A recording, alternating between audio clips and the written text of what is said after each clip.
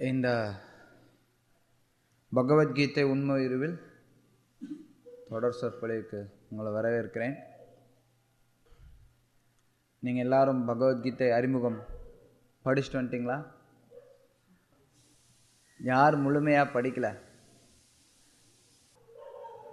பகவத்கீதை நான் முந்தின வகுப்பிலேயே சொன்னேன், கீதை ஆழமாக எல்லாரும் அறிந்து கொள்ள வேண்டிய ஒரு பாடம்.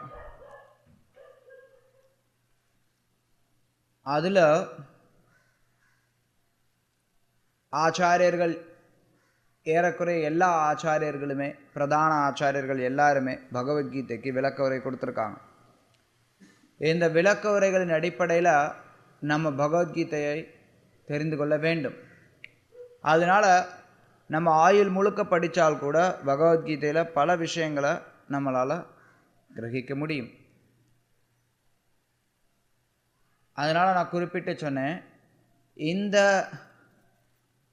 வகுப்பு நம்ம 21 வாரங்களில் திட்டமிட்டிருக்கக்கூடிய இந்த வகுப்பில் நம்ம மொத்த பகவத்கீதையும் தெரிஞ்சுக்கிறது அப்படிங்கிறது சாத்தியமானது கிடையாது.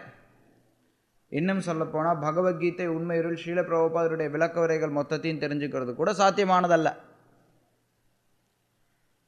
நம்ம எங்கே ஒரு கண்ணோட்டத்தை பார்க்க இருக்கிறோம். அதாவது பகவத்கீதையில் அடிப்படையில் என்ன விஷயங்கள் சொல்லியிருக்கு, பகவத்கீதையில் எது எங்கே இருக்குது, பகவத்கீதையினுடைய கருத்துக்கள் என்ன, அதை குறித்து ஒரு முழு வரைபடம் உங்களுக்கு கொடுக்க இருக்கும். இந்த வரைபடத்தினுடைய பயன் என்ன அப்படின்னா, உங்களுக்கு எல்லா நேரத்திலையும் அந்த வரைபடம் மனதில் இருந்தது அப்படின்னா கீதைக்குள்ளார என்ன இருக்குது அப்படிங்கிறது நீங்கள் தெரிஞ்சுக்கலாம். எந்த இடத்துல எது இருக்குது, இது எந்த இடத்துல கிருஷ்ணர் பேசுகிறார், அதுக்கப்புறம் நீங்கள் அதுக்குள்ளார உள்ள உள்ள உள்ள உள்ள போக போக போக போக உங்களுக்கு அதெல்லாமே ஒரு மொத்தமாக நீங்கள் பகவத்கீதையை புரிஞ்சுக்கிறதுக்கு ரொம்ப உதவியாக இருக்கும். அந்த அடிப்படையில் இன்றைக்கு நம்ம பகவத்கீதைக்கு ஸ்ரீல பிரபுபாதர் கொடுக்கக்கூடிய அறிமுகத்தை பார்க்க இருக்கிறோம். பகவத்கீதைக்கு ஸ்ரீல பிரபுபாதர் கொடுக்கக்கூடிய இந்த அறிமுகமானது ரொம்ப ரொம்ப ரொம்ப ரொம்ப ரொம்ப முக்கியமானது. ஏன்னா இதில் ஸ்ரீல பிரபுபாதர் சொல்லப்போனால் மொத்த பகவத்கீதையும் சுருக்கமாக கொடுத்துட்றார். அதனால தான் நம்ம இந்த பகவத்கீதையினுடைய அறிமுகத்தை கீதாசாரம்னு சொல்லி தனியாக ஒரு புத்தகமாக நம்ம பிரசுரிக்கிறோம். ஏன்னா கீதையினுடைய மொத்த சாரமும் இதுக்குள்ளார அடங்கி இருக்கு. அதனால் இது ரொம்ப முக்கியமானது.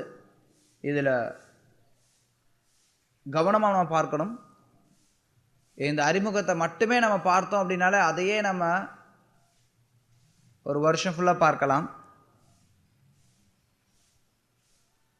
இருந்தாலும் இங்கே நமக்கு இருக்கக்கூடிய தேவைகளுக்கு தகுந்த மாதிரி நான் இதை ஒரே வாரத்தில் இந்த அறிமுகத்தை பற்றி பேசுகிறேன். அதனால தான் நான் உங்ககிட்ட எல்லார்ட்டையும் சொன்னேன், நீங்கள் இதை படிச்சுட்டு வரல அப்படின்னா நான் சொல்கிறது மட்டும்தான் உங்களுக்கு தெரியும். படிச்சுட்டு வந்தீங்க அப்படின்னா நான் சொல்கிறதுனுடைய அடிப்படை என்ன, அதனுடைய இதர விஷயங்கள் என்ன அப்படிங்கிறதையும் நீங்கள் மொத்தமாக பார்க்க முடியும். அதனால தான் நான் சொல்கிறேன், வகுப்புக்கு வர்றதுக்கு முன்னாடி படிக்கணும், வகுப்பு முடிஞ்சதுக்கப்புறம் மறுபடியும் படிக்கணும். மறுபடியும் இந்த அறிமுகத்தை இந்த வகுப்பு முடிஞ்சதுக்கப்புறம் ஒரு தடவை படிச்சுட்டு அடுத்த வகுப்புக்கு வரும்போது பகவத்கீதை முதல் அத்தியாயத்தை படிச்சுட்டு வரணும். அது அவசியம். சரி, இந்த அறிமுகத்தில் ஸ்ரீல பிரபுபாதர் என்ன பேசுகிறார்? இந்த அறிமுகமானது மொத்தம் 37 பக்கங்கள் இருக்கு. இந்த 37 பக்கங்களில் ஸ்ரீல பிரபுபாதர் கீதையினுடைய எல்லா விஷயங்களையும் சுருக்கமாக சாரமாக நமக்கு கொடுக்கிறார். ஆரம்பத்தில் ஸ்ரீல பிரபுபாதர் மங்களாச்சரணத்தோடு ஆரம்பிக்கிறார். எந்த ஒரு முக்கியமான விஷயத்தை ஆரம்பிக்கணும் அப்படின்னாலும் அதை மங்களாச்சரணத்தோடு ஆரம்பிக்கிறது வழக்கம். மங்களாச்சரணம்னா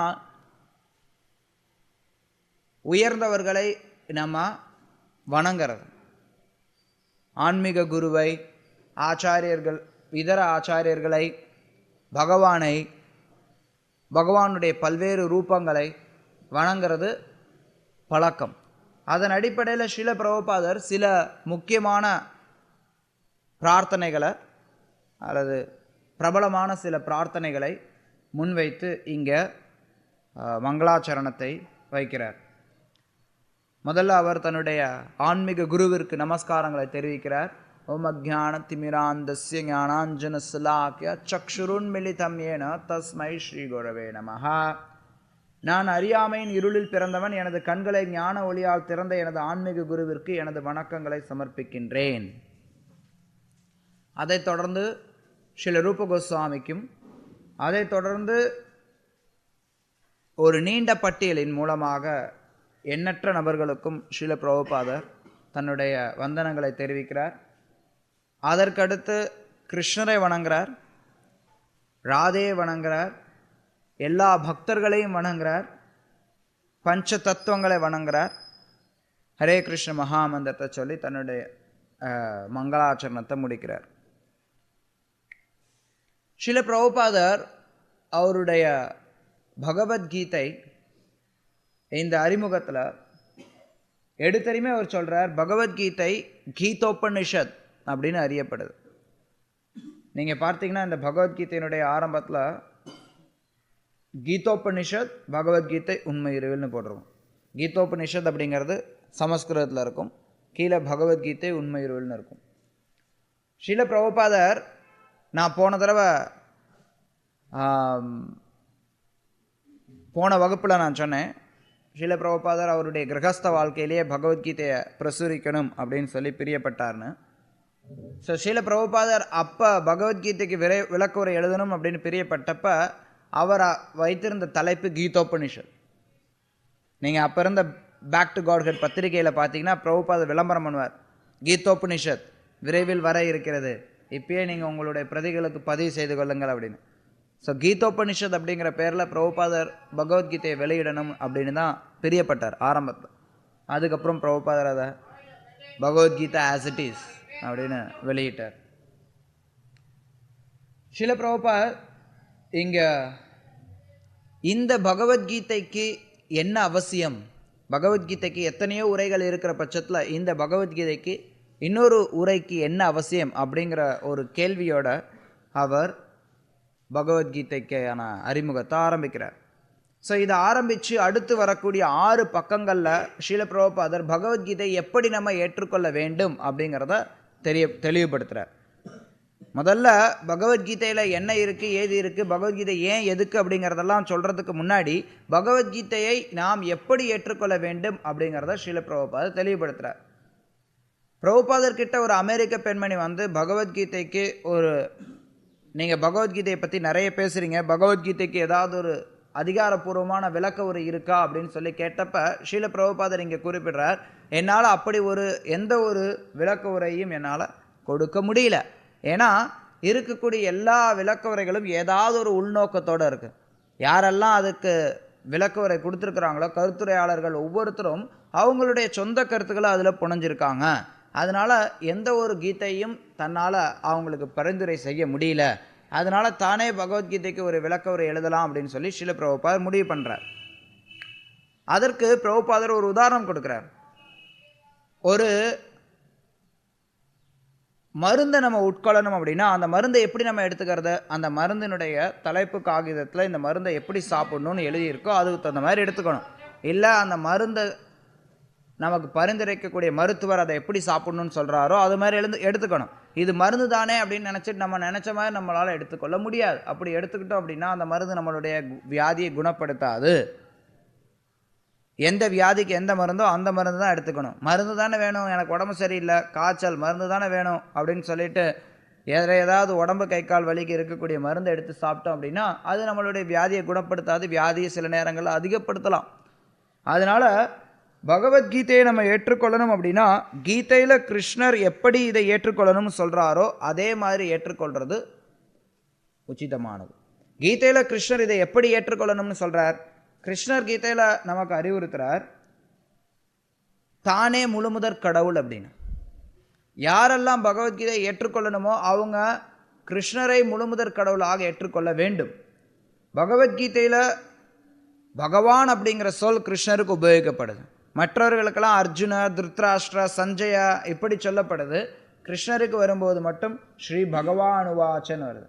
அதனால் கிருஷ்ணரை ஒரு சாதாரண நபராக நம்ம நினைத்தோம் அப்படின்னா பகவத்கீதை அர்த்தமற்றதாக போய்விடும். கிருஷ்ணரை பகவானாக ஏற்றுக்கொள்ளாத பட்சத்தில் பகவத்கீதைக்கு அர்த்தமில்லாததாக ஆகிடுது. அதை ஸ்ரீல பிரபுபாதர் விளக்கம் கொடுக்கிறார். கிருஷ்ணஸ்து பகவான் ஸ்வயம். ஸ்ரீமத் பாகவதத்திலும் கிருஷ்ணர் பரமபுருஷ பகவானாக ஏற்றுக்கொள்ளப்படுகிறார். நாமும் பகவத்கீதையை அவ்வாறு ஏற்றுக்கொள்ள வேண்டும். கிருஷ்ணரை முழுமுதற் கடவுளாக ஏற்று பரம்பரையின் மூலமாக இதை நாம் தெரிந்து கொள்ள வேண்டும். ஸ்ரீல பிரபுபாத் கீதையிலிருந்தே மேற்கோள் காட்டுறார். ஏவம் பரம்பரா பிராப்தம் இமம் ராஜர்ஷிய விதுகு சகாலநேக மகதா யோக நஷ்ட பரந்தபா. இந்த ஞானமானது பரம்பரையின் மூலமாக பெறப்பட வேண்டும். பரம்பரையின் மூலமாக பெறப்பட்ட அந்த ஞானம் இடையில நின்று போயிட்டதுனால காலத்தின் கோலத்தினால அது நின்று போயிடுச்சு. அதனால நான் உனக்கு இதை மீண்டும் சொல்லித் தருகிறேன். முதல்ல நான் இதை சூரிய தேவனுக்கு உபதேசித்தேன். இமம் விவஸ்வத்தே யோகம் புரோக்தவானகம் அவ்யயம் விவஸ்வான் மனவே பிராக மனுருக்ஷாகவே பிரவீத். இந்த ஞானத்தை நான் முதல்ல சூரிய தேவனான விவஸ்வானுக்கு உபதேசித்தேன். விவஸ்வான் இதனை மனித குல தந்தையான மனுவிற்கும், மனு அதை இக்ஷ்வாகு மன்னருக்கும் உபதேசித்தனர். அப்போ இந்த ஞானமானது பரம்பரையின் மூலமாக பெறப்படணும். அதே சமயத்தில் நான் ஏன் இப்போ உனக்கு சொல்லித்தரேன்? கிருஷ்ண சார் சயேவாயம் மயா தேத்ய யோக புரோக்த புராதனா பக்தோசிமே சகாஷேதி ரகசியம் ஹேததுத்தமம்.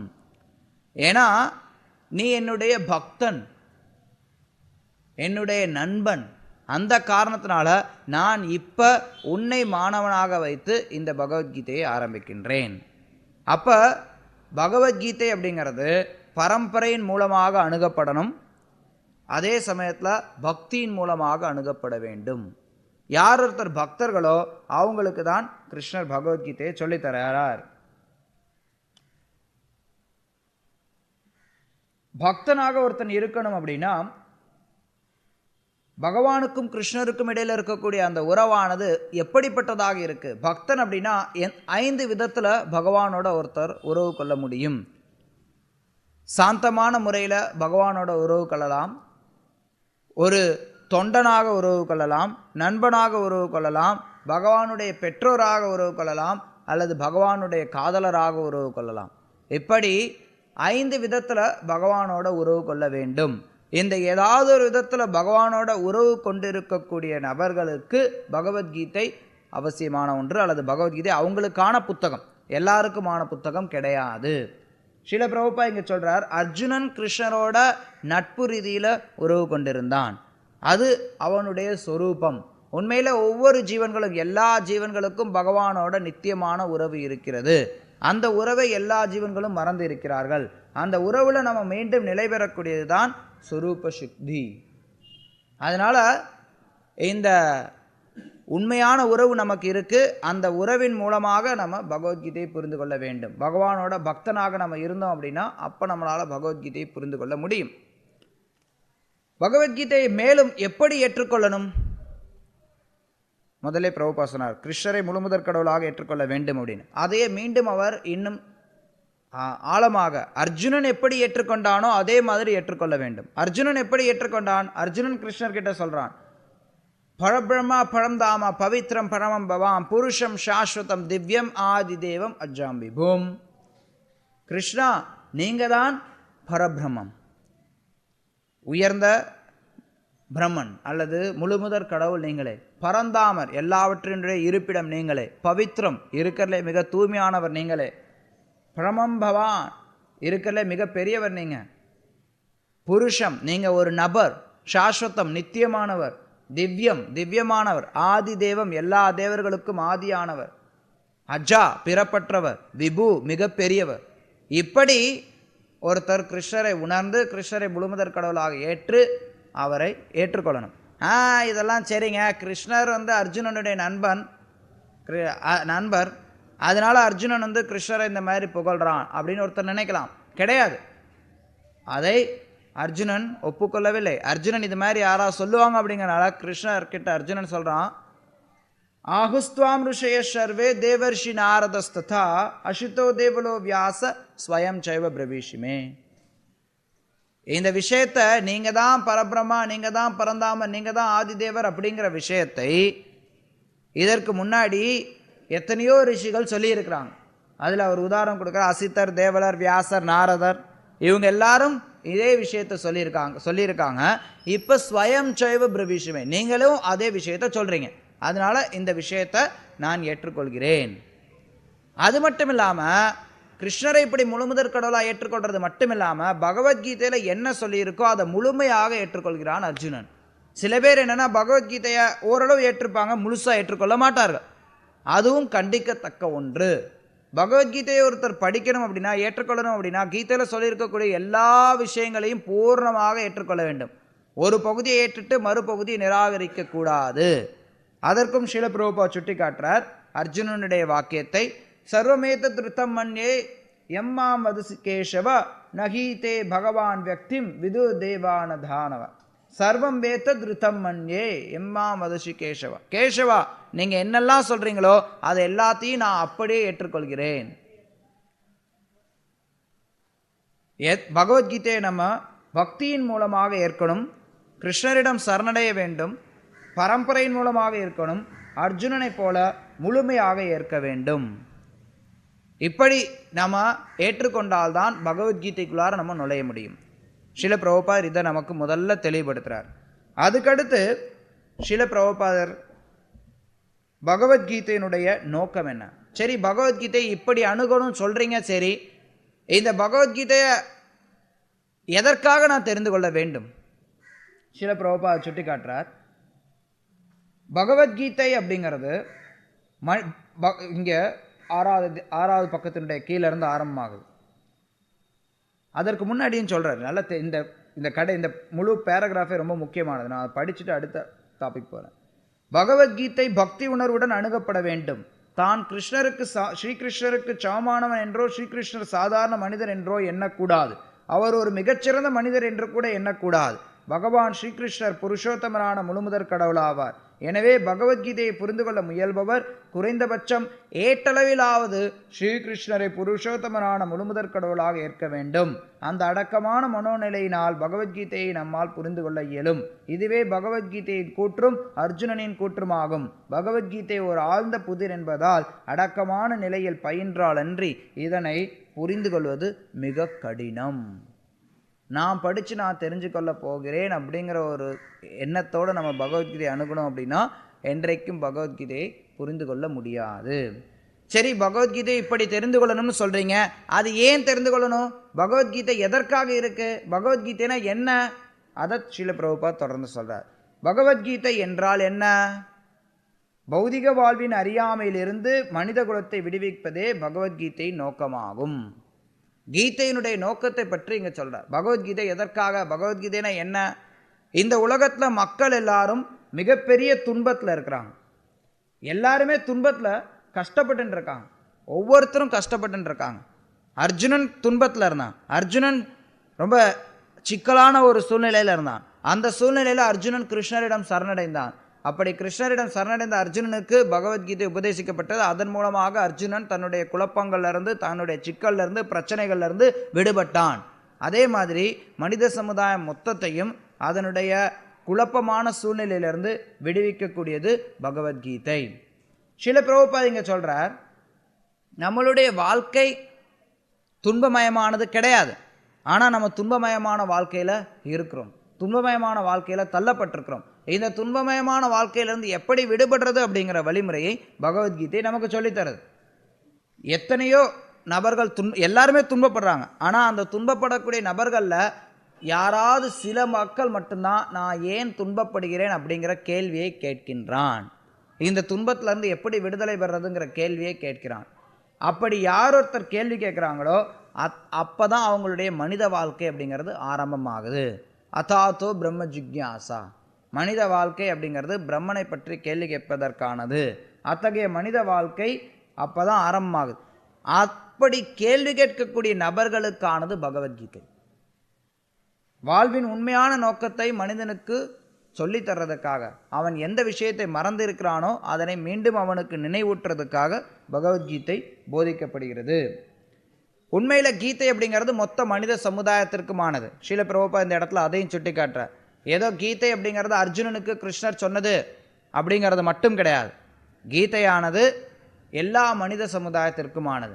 அர்ஜுனனை கிருஷ்ணர் தன்னுடைய மாணவனாக்கி மக்கள் எல்லாருக்கும் உதவி செய்யறதுக்காக இதை செஞ்சிருக்கிறார். அர்ஜுனன் உண்மையில் குழப்பத்திற்கு அப்பாற்பட்டவன். கிருஷ்ணர் நாம் முன்னாடியே பார்த்தோம், அர்ஜுனன் கிட்ட சொல்றார், நீ என்னுடைய நண்பன், பக்தன். நண்பனும் பக்தனுமாக இருக்கக்கூடிய ஒருத்தன் எப்படி குழப்பம் அடைய முடியும்? உண்மையில் அர்ஜுனன் குழப்பத்திற்கு அப்பாற்பட்டவன். ஆனால் அர்ஜுனன் குழப்பத்திற்கு உட்படுத்தப்பட்டான் கிருஷ்ணருடைய ஏற்பாட்டின்படி. அவருடைய ஏற்பாட்டில் அவரே அவனை குழப்பத்துக்கு உட்படுத்தி அதன் மூலமாக மனித சமுதாயம் மொத்தத்திற்கும் பகவத்கீதையை அவர் உபதேசிக்கின்றார். இதுதான் பகவத்கீதையினுடைய நோக்கம். இப்போ சரி, பகவத்கீதையில் எப்படி புரிஞ்சுக்கணும்னு சொல்லிட்டீங்க, பகவத்கீதையை ஏன் தெரிஞ்சுக்கணுங்கிறதையும் சொல்லிட்டீங்க, பகவத்கீதையின் நோக்கம் என்னங்கிறதையும் சொல்லிட்டீங்க. சரி, பகவத்கீதையில் என்ன இருக்கு? அதுதான் அடுத்த விஷயம். பகவத்கீதையில் 5 விஷயங்கள் இருக்கு. கீதையில் 5 விஷயங்கள் சொல்லித்தரப்படுகிறது. அந்த 5 விஷயங்கள் பற்றி நம்ம தெரிந்து கொள்வது சம்பந்த ஞானம் அப்படின்னு அழைக்கப்படுது. சம்பந்த ஞானம் அப்படின்னா அதான் முன்னாடி சொன்னோம், பகவத்கீதையின் நோக்கம் என்ன? நான் ஏன் துன்பப்படுகிறேன் அப்படிங்கிறத ஒருத்தர் தெரிஞ்சுக்கொள்ளணும். அந்த துன்பத்திற்கு விடுதலை என்னங்கிறத தெரிந்து கொள்ளணும். அதற்கான அறிவு இதன் மூலமாக கொடுக்கப்படுது. சம்பந்த ஞானம். இந்த 5 கருப்பொருள்கள் சொல்லப்படுது.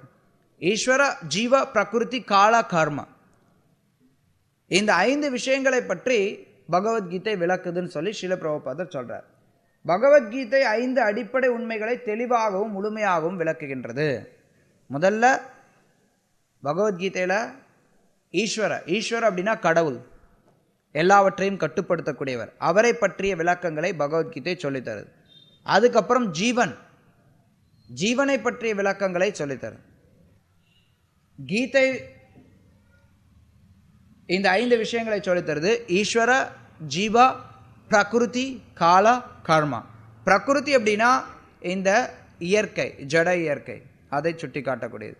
கால அப்படின்னா இவை எல்லாவற்றையும் செயல்படுத்தக்கூடியது. காலம், எப்படி இந்த உலகமானது சிருஷ்டிக்கப்படுது, எப்படி இந்த உலகத்தினுடைய ஆயுள் காலம் என்ன, அதை பற்றியெல்லாம் கீதை சொல்லித்தருது. இறுதியில் கர்மா, இந்த ஜீவனானது பிரகிருத்தியோடையும் காலத்தினாலையும் சேர்ந்து செய்யப்படக்கூடிய செயல்களானது கர்மா அப்படின்னு அழைக்கப்படுது. ஸோ இந்த 5 விஷயங்கள் கீதையில் தெளிவுபடுத்தப்படுது. ஒவ்வொன்றையும் நம்ம பார்க்கலாம். ஈஸ்வர அப்படின்னு வரும்போது கட்டுப்படுத்தக்கூடியவர் அப்படின்னு பொருள். இந்த உலகம் மொத்தத்தையும் கட்டுப்படுத்தக்கூடியவர். அவர்தான் எல்லாவற்றிலும் உயர்ந்தவர். ஈஸ்வர, அவரே எல்லாவற்றையும் கட்டுப்படுத்தக்கூடியவர். அவருக்கு ஸ்ரீல பிரபுபாத் இங்க சொல்றார், அந்த ஈஸ்வர அப்படிங்கிறத நீங்க முழுமுதற் கடவுள்னு சொல்லலாம், கிருஷ்ணர்னு சொல்லலாம், பிரம்மன்னு சொல்லலாம், உயர்ந்த ஆட்சியாளர்னு சொல்லலாம், பரமாத்மான்னு சொல்லலாம். நீங்க விரும்பக்கூடிய பேரை உபயோகித்துக் கொள்ளுங்கள். ஆனால் எல்லாரிலும் சிறந்தவர் எவரோ அவரே ஈஸ்வரர், அவரே கிருஷ்ணர். அதுதான் ஈஸ்வர அப்படிங்கிறத பற்றிய அடிப்படை விளக்கமாக பிரபுபாதர் சொல்றார். அதற்கடுத்து உயிர்வாளிகளை பற்றியும் சொல்லப்படுகிறது, ஜட இயற்கையை பற்றி சொல்லப்படுகிறது, காலத்தை பற்றி சொல்லப்படுது, கர்மத்தை பற்றி சொல்லப்படுகிறது. இது நீங்கள் கொஞ்சம் அந்த பகுதியை ஆழமாக பார்த்தோம் அப்படின்னா ஸ்ரீல பிரபுபாதர் எப்படி இந்த ஒன்றோடொன்று தொடர்புபடுத்தி கொண்டு போகிறார் அப்படிங்கிறது நமக்கு தெரியும். நான் இங்கே அதனுடைய மேற்பார்வையாக அடிப்படை விஷயங்களை சொல்கிறோம். எல்லாவற்றையும் கட்டுப்படுத்துகிறார் ஈஸ்வர் அப்படின்னா அவர் தான் பின்னாடி வரக்கூடிய ஜீவ, பிரகிருதி, கால, கர்மா எல்லாவற்றையும் கட்டுப்படுத்தக்கூடியவராக இருக்கிறார். பிரகிருதி தானா செயல்படுதுன்னு சில பேர் நினைக்கிறாங்க. இந்த ஜட இயற்கை தானா செயல்படுது, உலகம் எப்படி படைக்கப்பட்டது, தானா தோன்றது, உலகம் எப்படி கட்டுப்படுத்தப்படுது, தானா கட்டுப்படுத்தப்படுது, கிடையாது. கிருஷ்ணர் கீதையில சொல்றார், மயாதக்ஷேன பிரகிருதி சூயதேச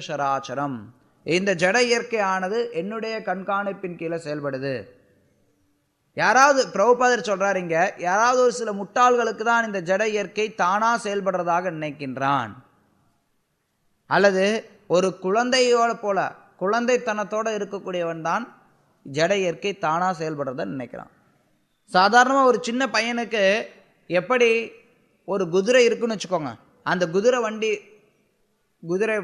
பூட்டி வண்டி இழுத்துட்டு போகுது, இல்லை மாடு பூட்டினி வண்டி வந்து நகருது அப்படின்னா அதை பார்க்கறதுக்கு அவனுக்கு புரியுது, மாடு நகருது வண்டி நகருது அப்படின்னு புரிஞ்சுப்பான். மாடு இல்லை ஒன்றும் இல்லை, கார் நகருது, எப்படி நகருது, தானா நகருதுன்னு நினைக்கலாம் ஒரு சின்ன குழந்தை.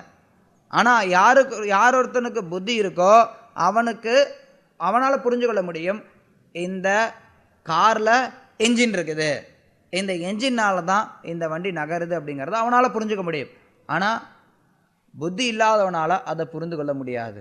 இந்த ஜட உலகம் மொத்தம் எந்திரம் போல செயல்படுது, என்ஜின் மாதிரி செயல்படுது. இதுக்கு பின்னாடி இருக்கக்கூடிய நபராக கிருஷ்ணர் இருக்கிறார். ஆனால் இதை சிலரால் புரிந்து கொள்ள முடியறது இல்லை. அதற்கான காரணம் அவங்களுக்கு பகவத்கீதையினுடைய அறிவு இல்லை. ஸோ பிரகிருதியை கிருஷ்ணர் கட்டுப்படுத்துகிறார். ஜீவன்களும் கிருஷ்ணருக்கு கட்டுப்பட்டவர்கள் தான். ஜீவனானது, ஜீவனுடைய தன்மை என்னங்கிறத பிரபுபார் சொல்றார். ஜீவன் கிருஷ்ணரை போலவே உணர்வுடையவன். ஜீவனும் ஆத்மா அப்படின்னு அழைக்கப்படுகிறான், கிருஷ்ணரும் ஆத்மா அப்படின்னு அழைக்கப்படுறார். ஆனால் ஜீவனானவன் சாதாரண ஆத்மா அல்லது ஜீவாத்மான்னு சொல்லப்படுகிறான். கிருஷ்ணர் பரமாத்மா அல்லது உயர்ந்த உன்னத ஆத்மா அப்படின்னு அழைக்கப்படுகிறார். கிருஷ்ணருக்கும் ஜீவனுக்கும் வித்தியாசம் இருக்கு. அதே சமயத்தில் ரெண்டு பேருக்கும் ஒற்றுமையும் இருக்கிறது. எப்படி ஒரு தங்கத்தினுடைய துகளை, சின்னூண்டு துகள் நீங்கள் எடுத்துக்கிட்டீங்கனாலும் அதுவும் தங்கம்தான். ஒரு தங்க சுரங்கத்திலிருந்து தங்கத்தை எடுத்தீங்கன்னா அதுவும் தங்கம்தான். ரெண்டுமே தன்மையில் ஒன்றுபட்டது, ஆனால் அளவில் வேறுபட்டது. அல்லது இன்னொரு உதாரணம் சில பிரபுபாதர் கொடுக்குறார். ஒரு கடல்ல இருந்து ஒரு சொட்டு நீரை நீங்கள் எடுத்தீங்க அப்படின்னா அது உப்பு கரிக்குது. அதே மாதிரி நீங்கள் மொத்த கடல் நீரை எடுத்தீங்கனாலும் அதுவும் உப்பு கரிக்குது. உப்பு கரிக்கிறது அப்படிங்கிற தன்மை ஒன்று தான், ஆனால் அளவில் ஒரு துளி நீரும் ஒரு கடல் நீரும் வேறுபட்டு இருக்கு. அதே மாதிரி ஜீவனும் பரமாத்மாவும் தன்மையில் ஒன்றுபட்டவர்கள், அளவில் வேறுபட்டவர்கள். ஜட இயற்கை அப்படிங்கிறது என்ன? அது பிரகிருதி. பொதுவாக இங்கே ஜீவன் தனியாக கொடுத்துருக்கோம், பிரகிருத்தின்னு தனியாக கொடுத்து ஜட இயற்கைன்னு சொல்கிறோம். ஆனால் உண்மையில் சொல்லப்போனால் ஜீவனும் பிரகிருதி தான். ஜீவனும் பிரகிருதி, இந்த ஜட இயற்கையும் பிரகிருதி, ரெண்டு பேருமே பிரகிருதி தான். ஆனால் ஜட இயற்கையானது தாழ்ந்த பிரகிருதி, ஜீவனானது உயர்ந்த பிரகிருதி. கீதையில் கிருஷ்ணர் சொல்றார், பூமிராப்போ நலோ வாயு கம்மனோ புத்திரேவச்ச அகங்கார ஐத்தியமே பின்னா பிரகிருதி ரஷ்டதா. நிலம், நீர், நெருப்பு, காற்று, ஆகாயம், மனம், புத்தி, அகங்காரம், இந்த 8 என்னுடைய பின்ன பிரகிருதிகள், என்னுடைய தாழ்ந்த பிரகிருதிகள், என்னிலிருந்து பிரிவடைந்த பிரகிருதிகள்ங்கிறார். கிருஷ்ணரிலிருந்து வேறுபட்டது, கிருஷ்ணரிடமிருந்து பிரிந்த பிரகிருதிகள். அதுக்கு அடுத்த ஸ்லோகத்தில் அவர் சொல்றார், அபரேய மித்தஸ்தோன்யாம் பிரகிருதிம் வித்திமே பராம் ஜீவபூத மகாபாகோ ஏதம் தாரித்தே ஜகத். அபரேய மித்தஸ்தோன்யம், இதை காட்டிலும் உயர்ந்த அபரேயம் மித்தஸ்துவன்யம் வேற ஒன்று இருக்கு. இத்தஸ்தோன்யம் பிரகிருதிம் வித்திமே பராம், அந்த பிரகிருதி பரா பிரகிருதி, உயர்ந்த பிரகிருதி. அது என்ன? ஜீவபூத மகாபாகோ. ஜீவன்களும் பிரகிருதி தான், நல்லா புரிஞ்சுக்கணும். ஜீவன்களும் பிரகிருதி, ஜட இயற்கையும் பிரகிருதி. ஆனால் ஜட இயற்கையை காட்டிலும் ஜீவ பிரகிருதி உயர்ந்தது. ரைட்டா? ரெண்டு பேருமே பிரகிருதி அப்படிங்கிறனால ரெண்டு பேருமே ஈஸ்வரனால, கிருஷ்ணரால கட்டுப்படுத்தப்படுகிறார்கள். ரெண்டு பேருமே பிரகிருதி அப்படிங்கிறனால ரெண்டு பேருடைய தன்மை, எல்லாவற்றினுடைய தன்மை உயர்ந்த பிரகிருதி, அதான் உயர்ந்தவரான பகவானுக்கு, கிருஷ்ணருக்கு தொண்டு செய்ய வேண்டியதுதான் அவர்களுடைய பணி. ஸ்ரீல பிரபுபாதர் இங்க தொடர்ந்து சொல்றார், இந்த ஜட இயற்கை அப்படிங்கிறது முக்குணங்களால் ஆனது. சத்துவகுணம், ரஜோகுணம், தமோகுணம், இந்த முக்குணங்களுடைய கலவையில் செயல்படக்கூடிய செயல்கள் இந்த ஜட இயற்கையினால அரங்கேற்றப்படுது. ரெண்டு பேர், இந்த இயற்கையும் ஜீவனும் ரெண்டு பேருமே பகவானால் கட்டுப்படுத்தப்படுகிறார்கள். ஜீவன் நினைக்கிறான் நான் ஜட இயற்கையை கட்டுப்படுத்துகிறேன்னு சில நேரத்தில் நினைக்கிறான். ஆனால் உண்மையில் அவன் கட்டுப்படுத்தக்கூடியவன் கிடையாது. கிருஷ்ணர் தான் கட்டுப்படுத்துகிறார். கிருஷ்ணருடைய கட்டுப்பாட்டின் கீழே ஜட இயற்கை செயல்படுது. ஜீவனும் அதனுடைய கட்டுப்பாட்டின் கீழே செயல்படுகிறான்.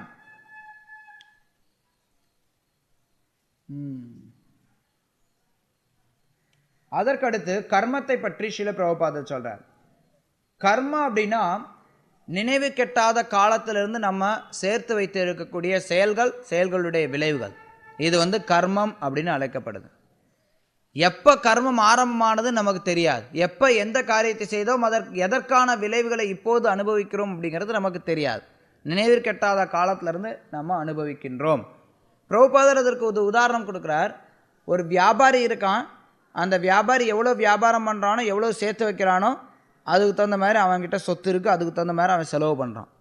அது மாதிரி கர்ம விதிகள் எவ்வளவு நம்ம சேர்த்து வைக்கிறோமோ அதுக்கு தகுந்த மாதிரி நம்மளால் செலவு பண்ண முடியும். எவ்வளோ கர்ம விதிகளை சேர்த்து வச்சுருக்கோமோ அதுக்கு தகுந்த மாதிரி நம்ம செலவு பண்ணுறோம். எந்த விஷயத்தை சேர்த்து வச்சுருக்கோமோ அதுக்கு தகுந்த மாதிரி நட்டத்தையோ லாபத்தையோ நம்ம அனுபவிக்கிறோம். இதுதான் கர்ம விதிகள். இந்த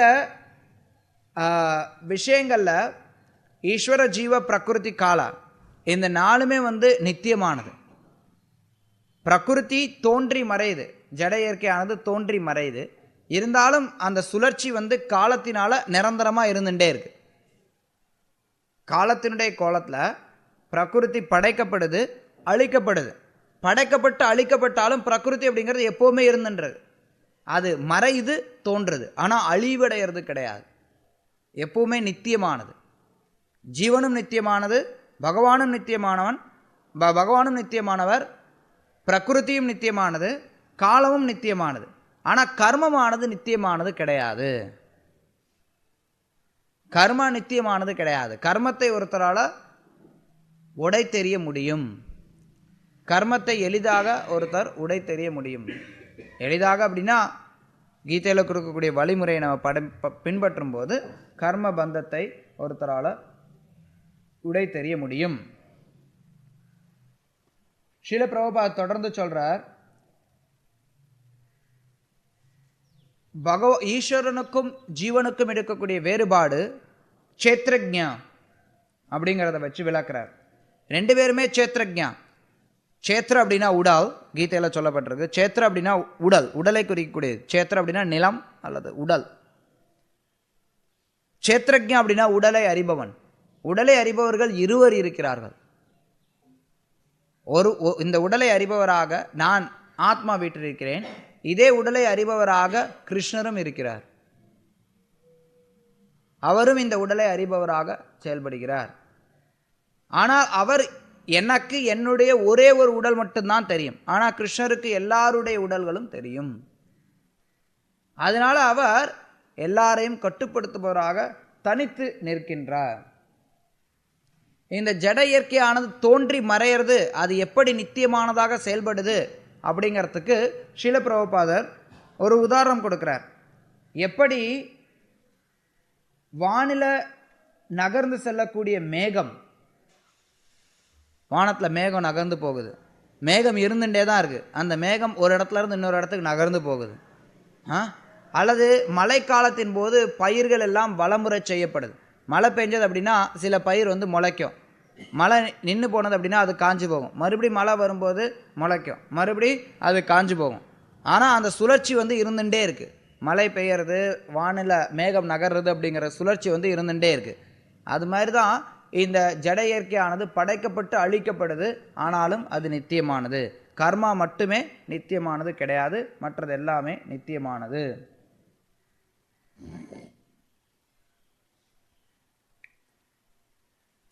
ஓகே, இங்கே ஸ்ரீல பிரபுபாதர் இந்த ஈஸ்வர ஜீவ பிரகிருதி கால கர்மா இதில் இருக்கக்கூடிய சில தவறான எண்ணங்களையும் முறியடிக்கிறார்.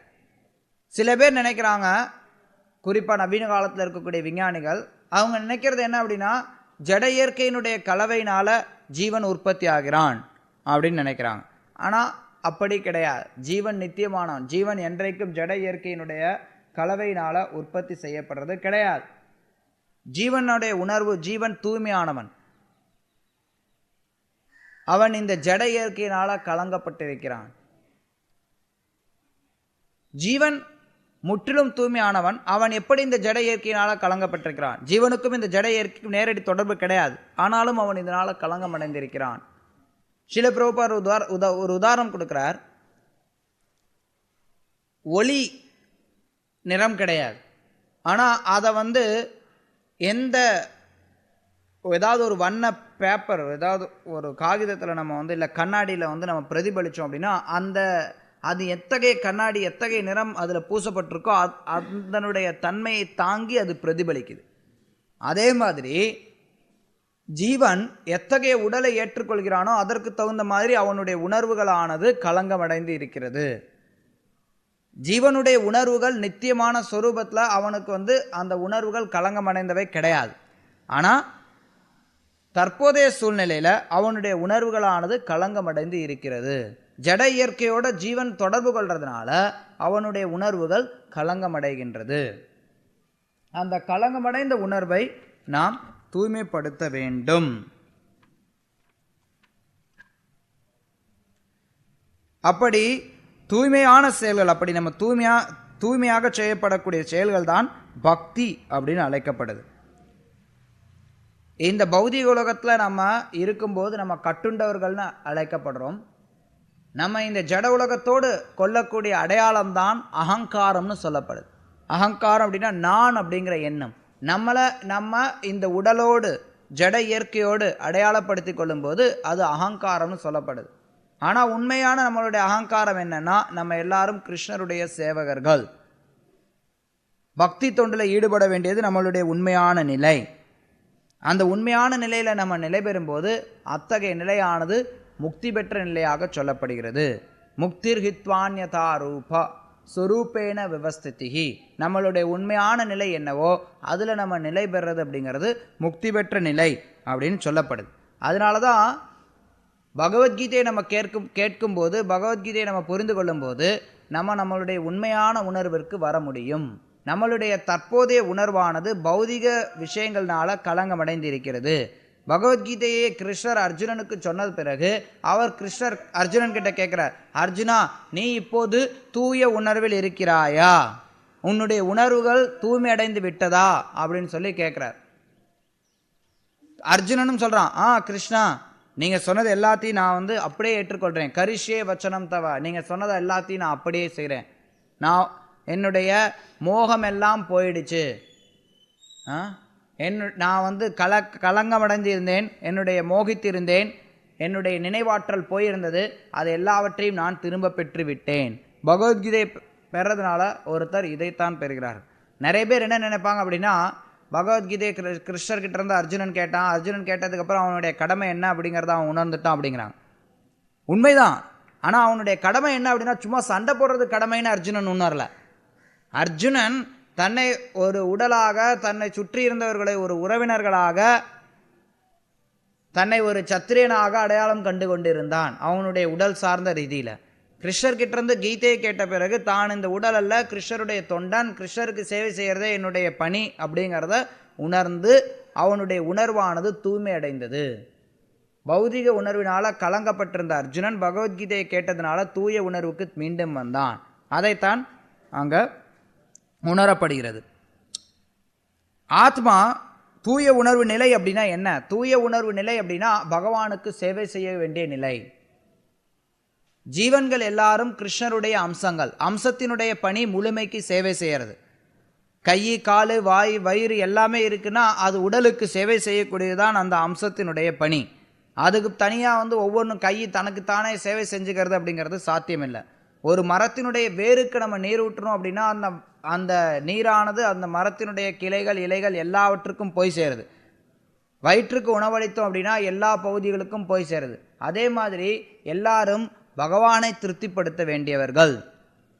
சுய திருப்தியில் யாரும் ஈடுபடக்கூடாது.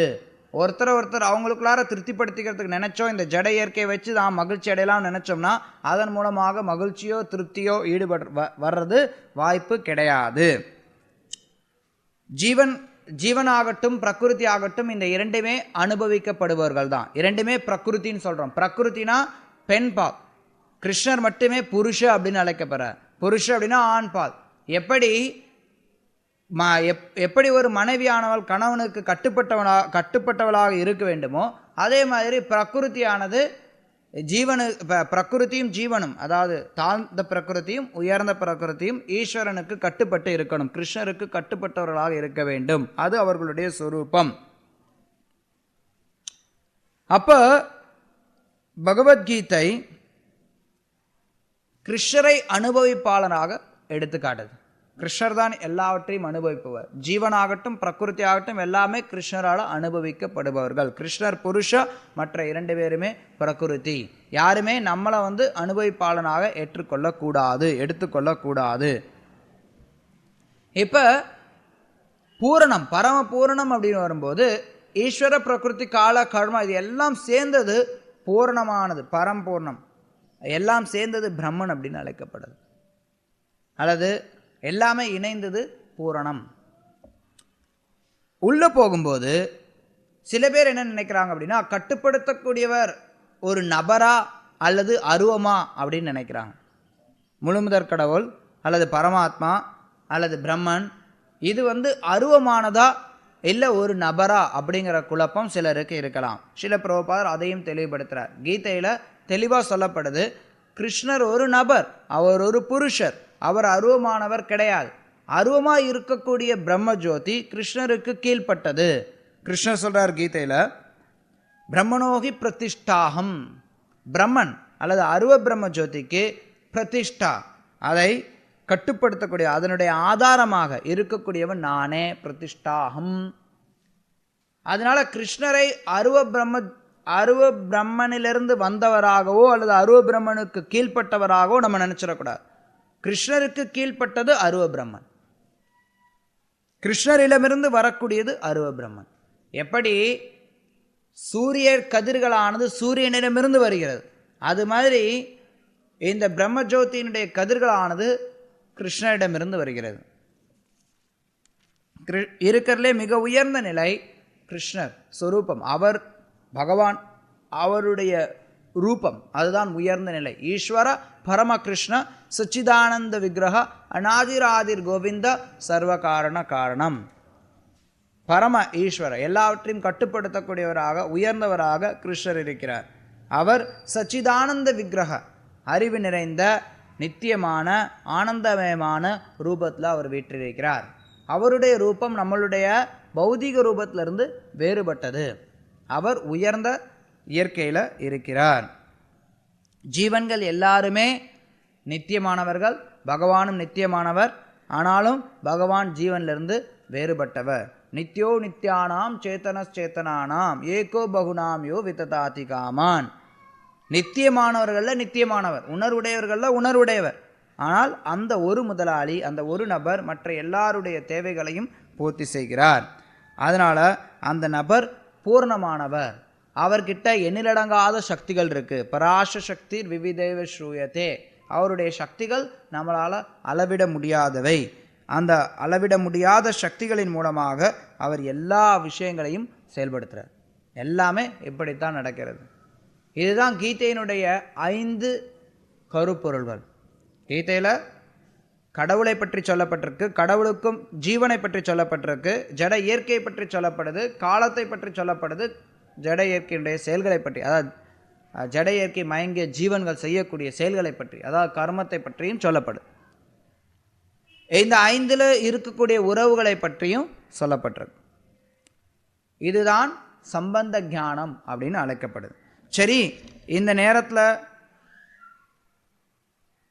சில பேர் நினைக்கலாம், சரி பகவத்கீதையில் இந்தந்த விஷயங்கள் சொல்லியிருக்குன்னு நீங்கள் சொல்கிறீங்க, பகவத்கீதையை முதல்ல எப்படி ஏற்றுக்கொள்ளணும்னு சொன்னீங்க, பகவத்கீதையினால் என்ன பயன்னு ஒரு ஹிண்ட்டு கொடுத்தீங்க, அதுக்கப்புறம் பகவத்கீதையில் என்ன இருக்குன்னு சொன்னீங்க. சரி, ஆனால் பகவத்கீதையில் இருக்கக்கூடிய சில விஷயங்கள் என்னால் புரிஞ்சிக்க முடியல அப்படின்னு நினைக்கலாம். கீதையில் இருக்கக்கூடிய சில விஷயங்கள் நம்மளுடைய அறிவிற்கு அப்பாற்பட்டதாக இருக்கும். உதாரணத்திற்கு கிருஷ்ணர் கீதையில் சொல்றார், இந்த உலகம் எவ்வளவு நீண்டது அப்படிங்கிறது. சஹஸ்ர யுக பர்யந்தம், நம்மளுக்கு இருக்கக்கூடிய சகஸ்ர யுக 1000 யுகங்கள் சேர்ந்தது பிரம்மதேவருக்கு ஒரு பகல்ங்கிறார். நமக்கு ஒரு யுகம் அப்படிங்கிறது, அதாவது ஒரு சத்துர்யுகம் அப்படிங்கிறது எத்தனையோ லட்சக்கணக்கான வருடங்கள். அத்தனை லட்சக்கணக்கான வருடங்கள் அது மாதிரி 1000 சேர்ந்தது அப்படின்னா பிரம்மாவுக்கு ஒரு பகல்.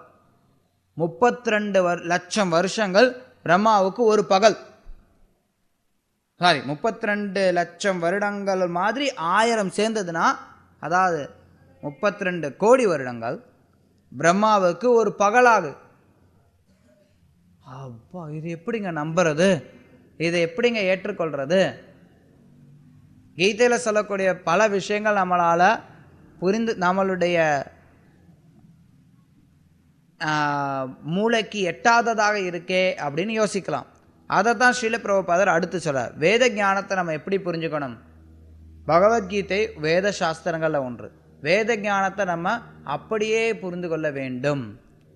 வேத ஞானத்தை நமக்கு தெரிந்த மாதிரி மாற்றி அமைக்கக்கூடாது. வேத ஞானத்தை முழுமையாக புரிந்து கொள்ள வேண்டும். ஸ்ரீல பிரபுபாதருக்கு உதாரணம் கொடுக்கிறார், பசுஞ்சாணம். பொதுவாக வேத சாஸ்திரங்கள் நமக்கு சொல்லுது மலம் தீண்டத்தகாது. யாராவது ஒருத்தர் மலத்தை தொட்டாங்க அப்படின்னா குளிக்கணும்னு சொல்லுது. ஆனால் அதே சமயத்தில் பசுஞ்சாணமானது தூய்மையானதுன்னு சொல்லப்படுது. வீட்டையே பசுஞ்சாணத்தை வச்சு மொழுகிறாங்க. கிருஷ்ணருக்கு அபிஷேகம் பண்ணுறதுல கூட பசுஞ்சாணத்தை உபயோகப்படுத்துவாங்க. ரைட்? பசுஞ்சாணம் அந்த அளவுக்கு தூய்மையானதாக சொல்லப்படுது. ரெண்டையும் பார்க்கும்போது முரண்பாடாக இருக்கிற மாதிரி தோன்றலாம். ஆனால் வேத வாக்கை அப்படியே நம்ம ஏற்றுக்கொள்கிறோம். பசுஞ்சாணம் தூய்மையானது, மலம் அசுத்தமானது. மற்ற மலங்கள் தொட்டோம் அப்படின்னா குளிக்கணும். பசுஞ்சாணமானது தூய்மையானது, அது தூய்மைப்படுத்தக்கூடியதாக இருக்குது அப்படிங்கிறத நம்ம அப்படியே ஏற்றுக்கொள்கிறோம். நவீன காலத்தில் சில விஞ்ஞானிகள் ஆராய்ச்சி பண்ணிட்டு பசுஞ்சாணத்தில் கிருமி நாசினியாக செயல்படுது அப்படின்னு சொல்லி நிரூபிக்கிறாங்க. ஆனால் வேத ஞானம் ஆனது நம்மளுடைய ஆராய்ச்சியினால் அறியப்படக்கூடியதாக இருந்தாலும், நம்மளுடைய அறிவிற்கு அப்பாற்பட்டதாக இருந்தாலும் அதை நாம் அப்படியே ஏற்றுக்கொள்கிறோம். ஏன்னா வேத ஞானமானது 4 குறைபாடுகளுக்கு அப்பாற்பட்டது. இந்த உலகத்தில் இருக்கக்கூடிய ஒவ்வொரு மனிதர்களும், எல்லா நபர்களுடைய செயல்களும் 4 குறைபாடுகளுக்கு உட்பட்டது. ஆனால் வேத ஞானம் அத்தகைய குறைபாடுகளுக்கு அப்பாற்பட்டது. என்னென்ன அந்த 4 குறைபாடுகள்? முதல் குறைபாடு, சாதாரண மனிதன் நிச்சயமாக தவறு செய்யக்கூடியவன். மனுஷன் நிச்சயமாக எல்லாருமே ஏதாவது தவறு செய்கிறான். தவறு செய்யாத மனிதர்கள் கிடையாது. பெரும்பாலான மக்கள் மாயையில் இருக்கிறாங்க, இல்லாததை இருக்கிறதா எடுத்துட்டு இருக்கிறாங்க. மற்றவர்களை ஏமாற்றக்கூடிய சுபாவம் இருக்குது. அவர்களுடைய புலன்கள் குறைபாடுள்ளதாக இருக்கிறது. பக்குவமற்ற புலன்கள் அவன்கிட்ட இருக்கு. இந்த 4 விஷயங்களால எல்லாருமே கட்டுண்டு இருக்கிறார்கள், கட்டுப்படுத்தப்பட்டிருக்கிறார்கள். ஆனால் வேத ஞானம் இந்த 4 குறைபாடுகளுக்கு அப்பாற்பட்டது. அதனால தான் வேத ஞானத்தை நம்ம முழுமையாக ஏற்கணும்னு சொல்லப்படுது. வேத ஞானத்துடைய ஒரு பகுதியை ஏற்றுட்டு மறுபகுதியை மறுக்கக்கூடாது. அதை முழுமையாக நம்ம ஏற்கணும். அதே மாதிரி வேத ஞானத்தை நம்ம புரிந்து கொள்ளணும் அப்படின்னா, அர்ஜுனன் எப்படி கிருஷ்ணர்கிட்ட சரணடைந்தானோ அது மாதிரி சரணடைந்து நாம் புரிந்து கொள்ள வேண்டும். பகவத்கீதை மொத்தத்தையும் கேட்டுட்டு கிருஷ்ணர்கிட்ட அர்ஜுனன் சொன்னான், கரிஷ்யே வச்சனம் தவா. கிருஷ்ணா, நீ என்ன சொல்றியோ அதை நான் செய்கிறேன். பகவத்கீதையை புரிந்து கொள்றதுக்கு முன்னாடியும் கிருஷ்ணர்கிட்ட அர்ஜுனன் சரணடைகிறான். கிருஷ்ணா, நான் குழம்பி போயிருக்கிறேன். சிஷ்யஸ்தேகம் ஷாதிமாம் துவாம் பிரபன்னம். நான் உங்ககிட்ட சரணடைகிறேன், சிஷ்யனாக சரணடைகிறேன்.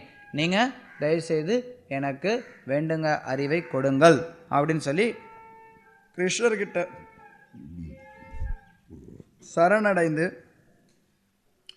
புரிந்து கொள்கிறான். இப்போ வேத ஞானத்தை இப்படி ஏற்றுக்கொள்ளணும், எப்படி புரிந்து கொள்ளணுங்கிறது தெரியுது. அடுத்ததாக வேத ஞானத்தை நம்ம தெரிஞ்சு கொள்றதுனால வரக்கூடிய பலன் என்ன? பகவத்கீதையை தெரிஞ்சுக்கிறதுனால நமக்கு என்ன பலன்? இந்த பலனானது பிரயோஜன அப்படின்னு சொல்லப்படுது. பிரயோஜனம் அப்படின்னா தமிழ்லையும் சொல்லணும் பிரயோஜனம். என்ன பலன் அல்லது இறுதி இலக்கு?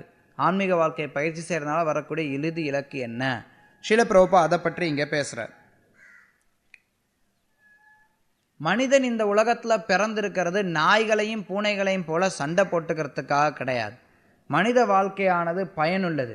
இதை அவனொருத்தன் புத்திசாலியோ அவன் முறையாக உபயோகப்படுத்தி கொள்ள வேண்டும்.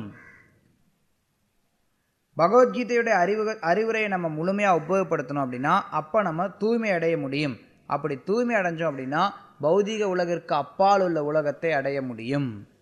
நம்ம இப்போ இருக்கக்கூடிய இந்த பௌதிக உலகம் நிரந்தரமானது கிடையாது. இது தோன்றி மறையக்கூடியது. இந்த தோன்றி மறையக்கூடிய இந்த உலகிற்கு அப்பால நித்தியமான ஒரு உலகம் இருக்கிறது. அந்த உலகமானது சனாதன தாமம் அல்லது ஆன்மீக வானம் அப்படின்னு அழைக்கப்படுது. ஜீவன் நித்தியமானவன், சனாதனமானவன். பகவான் நித்தியமானவர், சனாதனமானவர். ஆனால் அந்த சனாதனமான ஜீவன் சனாதனம் இல்லாத இந்த உலகத்தில் இருக்கிறான். அதுதான் பிரச்சனைகளுக்கு காரணம். இந்த ஜீவன் சனாதனமான தாமத்திற்கு அல்லது நிரந்தரமான உலகத்திற்கு அவன் இடம்பெயர வேண்டும். அந்த நிரந்தரமான உலகத்திற்கு இடம்பெயர்ந்தான் அப்படின்னா அப்போ அவனுடைய பிரச்சனைகள் எல்லாம் தீர்வுபடும். பகவத்கீதையை ஒருத்தர் பயில்றதுனால ஒருத்தர் இந்த சனாதன தாமத்தை நோக்கி செல்ல முடியும்.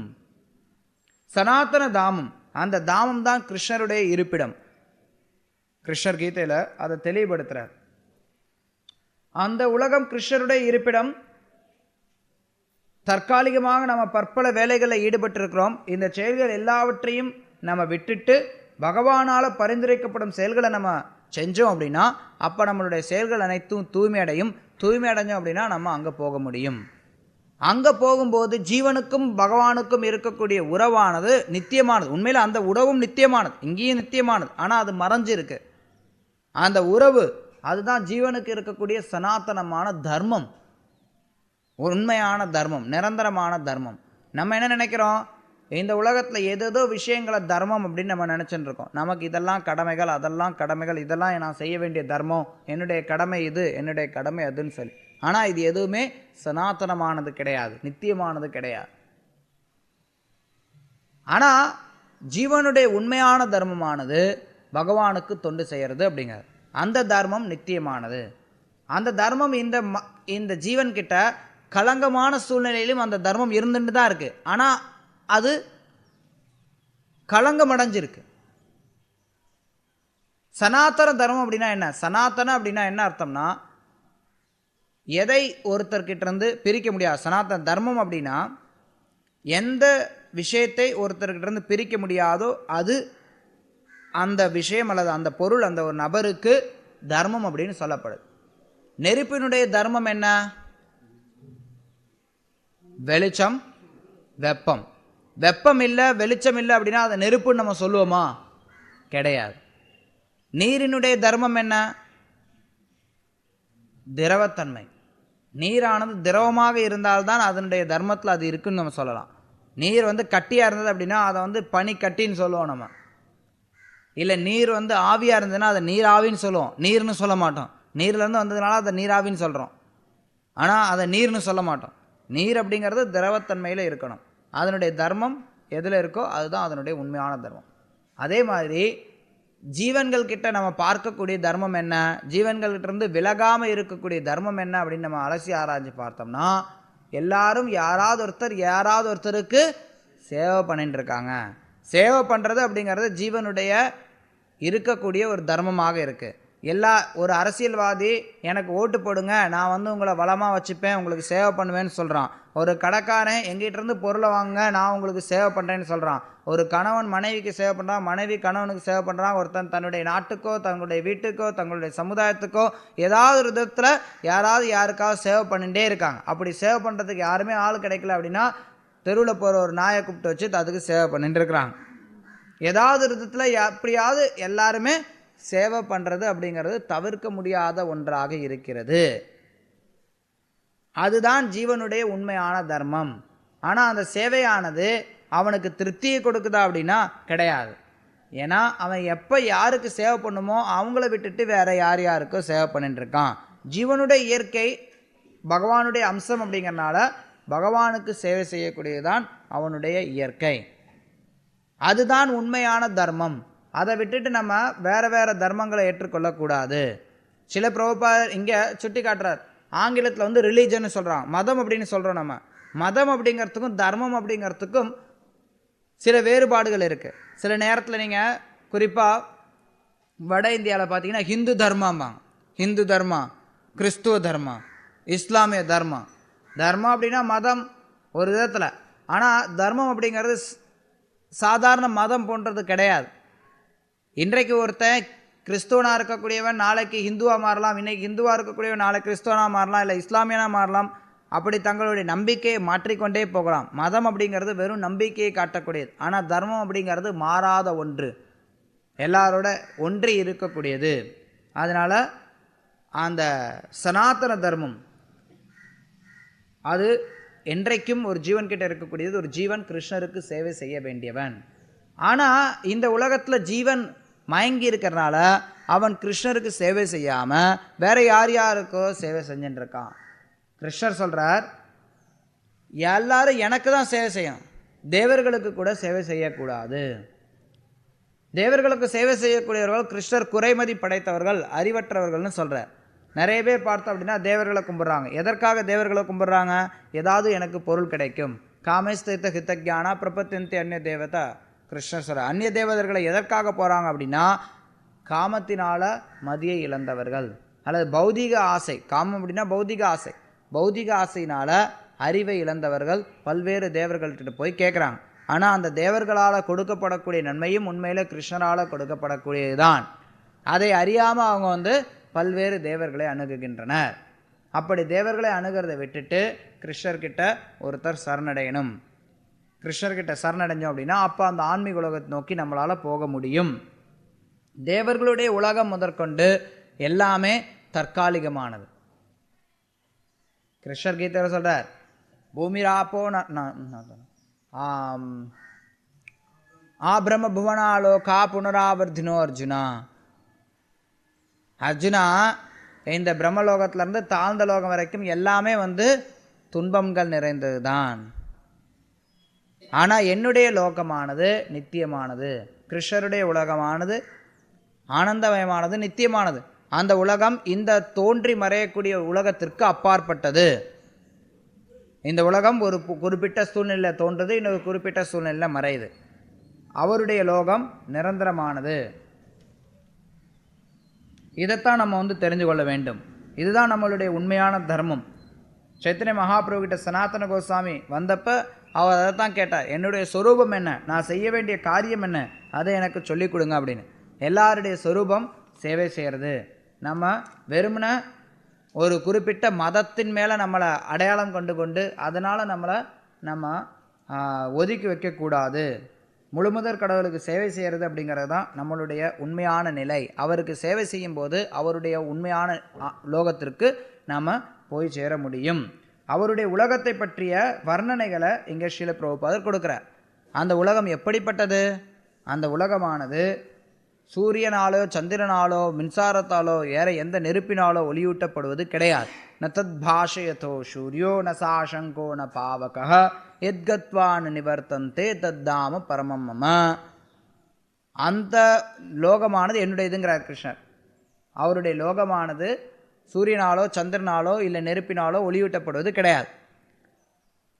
அந்த உலகம் ஸ்வயம் பிரகாசம். அந்த உலகம் தானாக ஒளி கொண்ட உலகம். இந்த உலகமானது இருள்.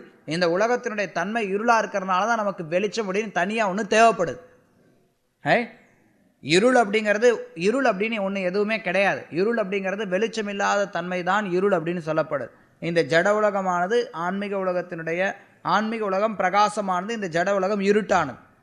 இந்த இருட்டாக இருக்கக்கூடிய காரணத்தினால தான் இங்கே வெளிச்சத்தை கொடுக்கறதுக்கு தனியாக ஏதாவது ஒரு சில பொருள்கள் தேவைப்படுது. சூரியனோ சந்திரனோ மின்சாரமோ விளக்குகளோ நெருப்போ நமக்கு தேவைப்படுது. ஏன்னா இந்த உலகத்தினுடைய தன்மை இருட்டானதாக இருக்கு. ஆன்மீக உலகம் பூர்ணமாக வெளிச்சமானது. அந்த ஆன்மீக உலகமானது ரொம்ப அழகானது. அந்த ஆன்மீக உலகத்தில் பகவான் நித்தியமாக வாசம் செய்கிறார். கோலோகேவ நிவசத் அகிலாத்ம பூத. அந்த கோலோக விருந்தாவனத்தில் கிருஷ்ணர் வீற்றிருக்கிறார். அந்த ஆன்மீக உலகமானது பிரகாசமானது. அந்த ஆன்மீக உலகம் பிரம்மஜோதியில் இடம்பெற்றிருக்கிறது.